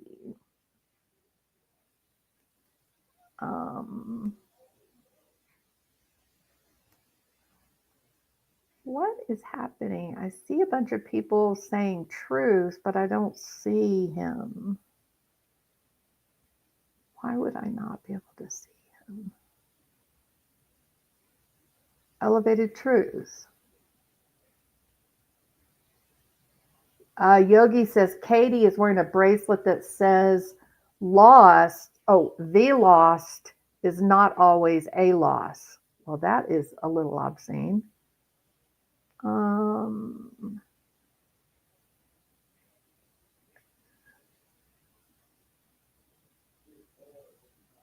Yeah, we definitely need to do a panel, Julie. Hey, Crime and Coffee and Crime. How are you? Good to see you. Am I not seeing? You guys, I don't see him. I don't even see any comments or anything. That is very odd. So sorry about that. Okay, so let's continue on this difficult journey. We're not even halfway through, people, and we've already been at this for how long? It's been nearly 3 hours. He is not here now. Oh, shoot. Well, you guys tell him that I'm sorry that I didn't see him. Really sorry. Okay, so I'm going to continue this another few minutes, and then I'm going to cut it off, and we can do the rest of it like maybe later this evening. But I do have something I got to go do. So had almost 40 hours conversations with them. It seems like you're very emotional to this case, and I think that's maybe clouding some things here and there. And I think that's, you know what I mean? I think your intentions are good. I just think you're making key mistakes that you should see in the future, like whenever you do that stuff. You know what I mean? I see you now, Elevated Truth. Truly, I totally misjudged yesterday. Or I guess it was the panel from the day before yesterday, but I still stand by. I do think that Katie and Chris are using techniques of manipulation knowingly. I think exactly what you said. I think they're feeding information to people, and I'm just sorry that I thought you might be a part of it. So my deepest apologies. I'm really, really sorry. And here is a link. If you want to come up for a few minutes, I would, be happy to talk with you. But boy, you have a backbone of steel, because they piled on in a way that was pretty impressive, really. So, and yeah, absolutely. The skeins. Cinnamon Hot has been putting the link in for Elevated Truth for his channel. Please go over and subscribe. He's got great content out there. He's got a lot of information. He lives there in the area, and he does other stories too, not just Sebastian. So I hope that you will. You've seen he's clearly a man of integrity. So there you have it. All right. And they say, thank you for not brown nosing the step feet. Okay. Exactly, Castle. Okay. So let me, hey, Mama Mo, how are you doing? It's good to see you. Yeah. Oh, look, Jules has got chickens. It was kind of funny. Elevated Truth. Everybody wanted your hat. Everybody was saying, can I just get one of those hats with the chicken? So I don't know who did your artwork for the chicken, but it's great. It's very, very nice. Hopefully, maybe you'll sell some merch. Maybe everybody will come over and subscribe, and you'll sell a couple of hats or shirts. All right. Thank you for the offer. I'm going to hold my thoughts until I go live. I want Sebastian found. That is all the loyalty I have. And you know what? I say amen to that, Elevated Truth. You very well said, and I completely understand. Truly. This whole thing has just just kind of gone off the rails, you know. So and again, some people with integrity, that those are the people, the cream rises to the top, right? And that's kind of what you see here. I was happy with Granny's watching, you know, saying that she totally understood what you were saying and that it was right. So, and even in Cluminati too, verified that you did tell Christopher Proudfoot, you know, that you were going to bring information forward if it said. So, yeah, totally support you. I think you're a person of integrity, and that's the only thing that matters. And nothing else matters other than this investigation into what happened to Sebastian and the hope, obviously, that he's found safe. All right. Where are we at on the live? Let's look at our time. We are at, 3 hours. I kind of think that's enough. What do you guys think? If you guys think that 3 hours is long enough, put a 1. If you want to keep going, put a 2, because we've been here a long time. Yes, Dreamer G, I would agree with you. Elevated Truth. Whoops, where did it go? Did I get it? No, I didn't get it. The chat's moving so fast, it's getting away from me. I can't find it now. Elevated Truth, you have a lot of support. That's what the comment said, but it got away from me. Sorry. Oh my gosh, I can't believe you guys want to keep going. Oh my goodness. I don't know if I can. 3 hours. Yikes. I tell you what, yeah, I'm going to do something here. I'm so sorry. I do wish that I could stay. Okay. I've got something I got to do. It's 3 o'clock. That's so weird. It's 3 hours we've been here and it's 3 o'clock. And we are literally at 3 hours and 13 minutes on the video. Is that bizarre? It's so bizarre, isn't it? Okay. So, no, I don't believe in tarot cards and all that. And no, it's just funny. Okay. Now then, I'm going to end this and take a break. And then, I'm going to try really hard to be back tonight, but I'm also not going to like go live while maybe Elevated Truth is on. But we will finish this. Okay. You've got the gist of what went down and how bad it is. And the main thing that I wanted to really push is this, this idea.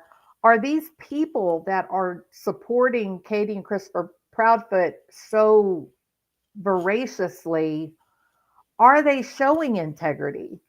Are they really keeping an open mind and considering the actual information as it comes out? Or have they foreclosed on an idea and now they've just become these blind, deaf cult members that are just simply parroting whatever their cult leader is telling them to say? It's a question, right? So I think this was a big eye-opener, this whole panel, in terms of some people are trying to speak with integrity. Some people are trying to be honest about their feelings and their experiences. And other people have dug themselves in and they are just, Christopher Proudfoot is king. And they can't see any further than their front nose. All right, guys, I do need to go. I am going to try, 333 in numerology means surrounded by ascended masters like Jesus, Buddha, and someone else. Historical teachers. They are here to support and guide you. Well, I need all the help I can get. So thank you for that. That's great. All right. So thank you, Dee. I appreciate that. Okay. So Seth will be live tonight. Okay, thank you, Sunset Gazing. So I'm not going to step on Seth's live, not going to step on the live of Elevated Truth at this point in time. So let's kind of play it by ear. If you subscribe, then you'll get a notification that I'm live. I do work a full-time job, so I don't like post regularly, though I do try to, I do try to make something every 3 or 4 days. But if you subscribe, then you'll get the notification. I hope you hit the thumbs up on your way out just to help others be able to find this video. I hope you guys are having Christmas music playing and you're wrapping some presents, or at the very least, have you a cup of hot coffee or chocolate, and I'll be back. Okay. Thank you guys. I appreciate it. It was a lot of fun. Sorry for the snark, but at least I did get to give my apology directly to Elevated Truth. And for that, I'm grateful. All right. Jules, it was wonderful to see you. I would welcome you to go up on panel with me and Julie when we get it together. Okay. All right. See you guys later. Bye.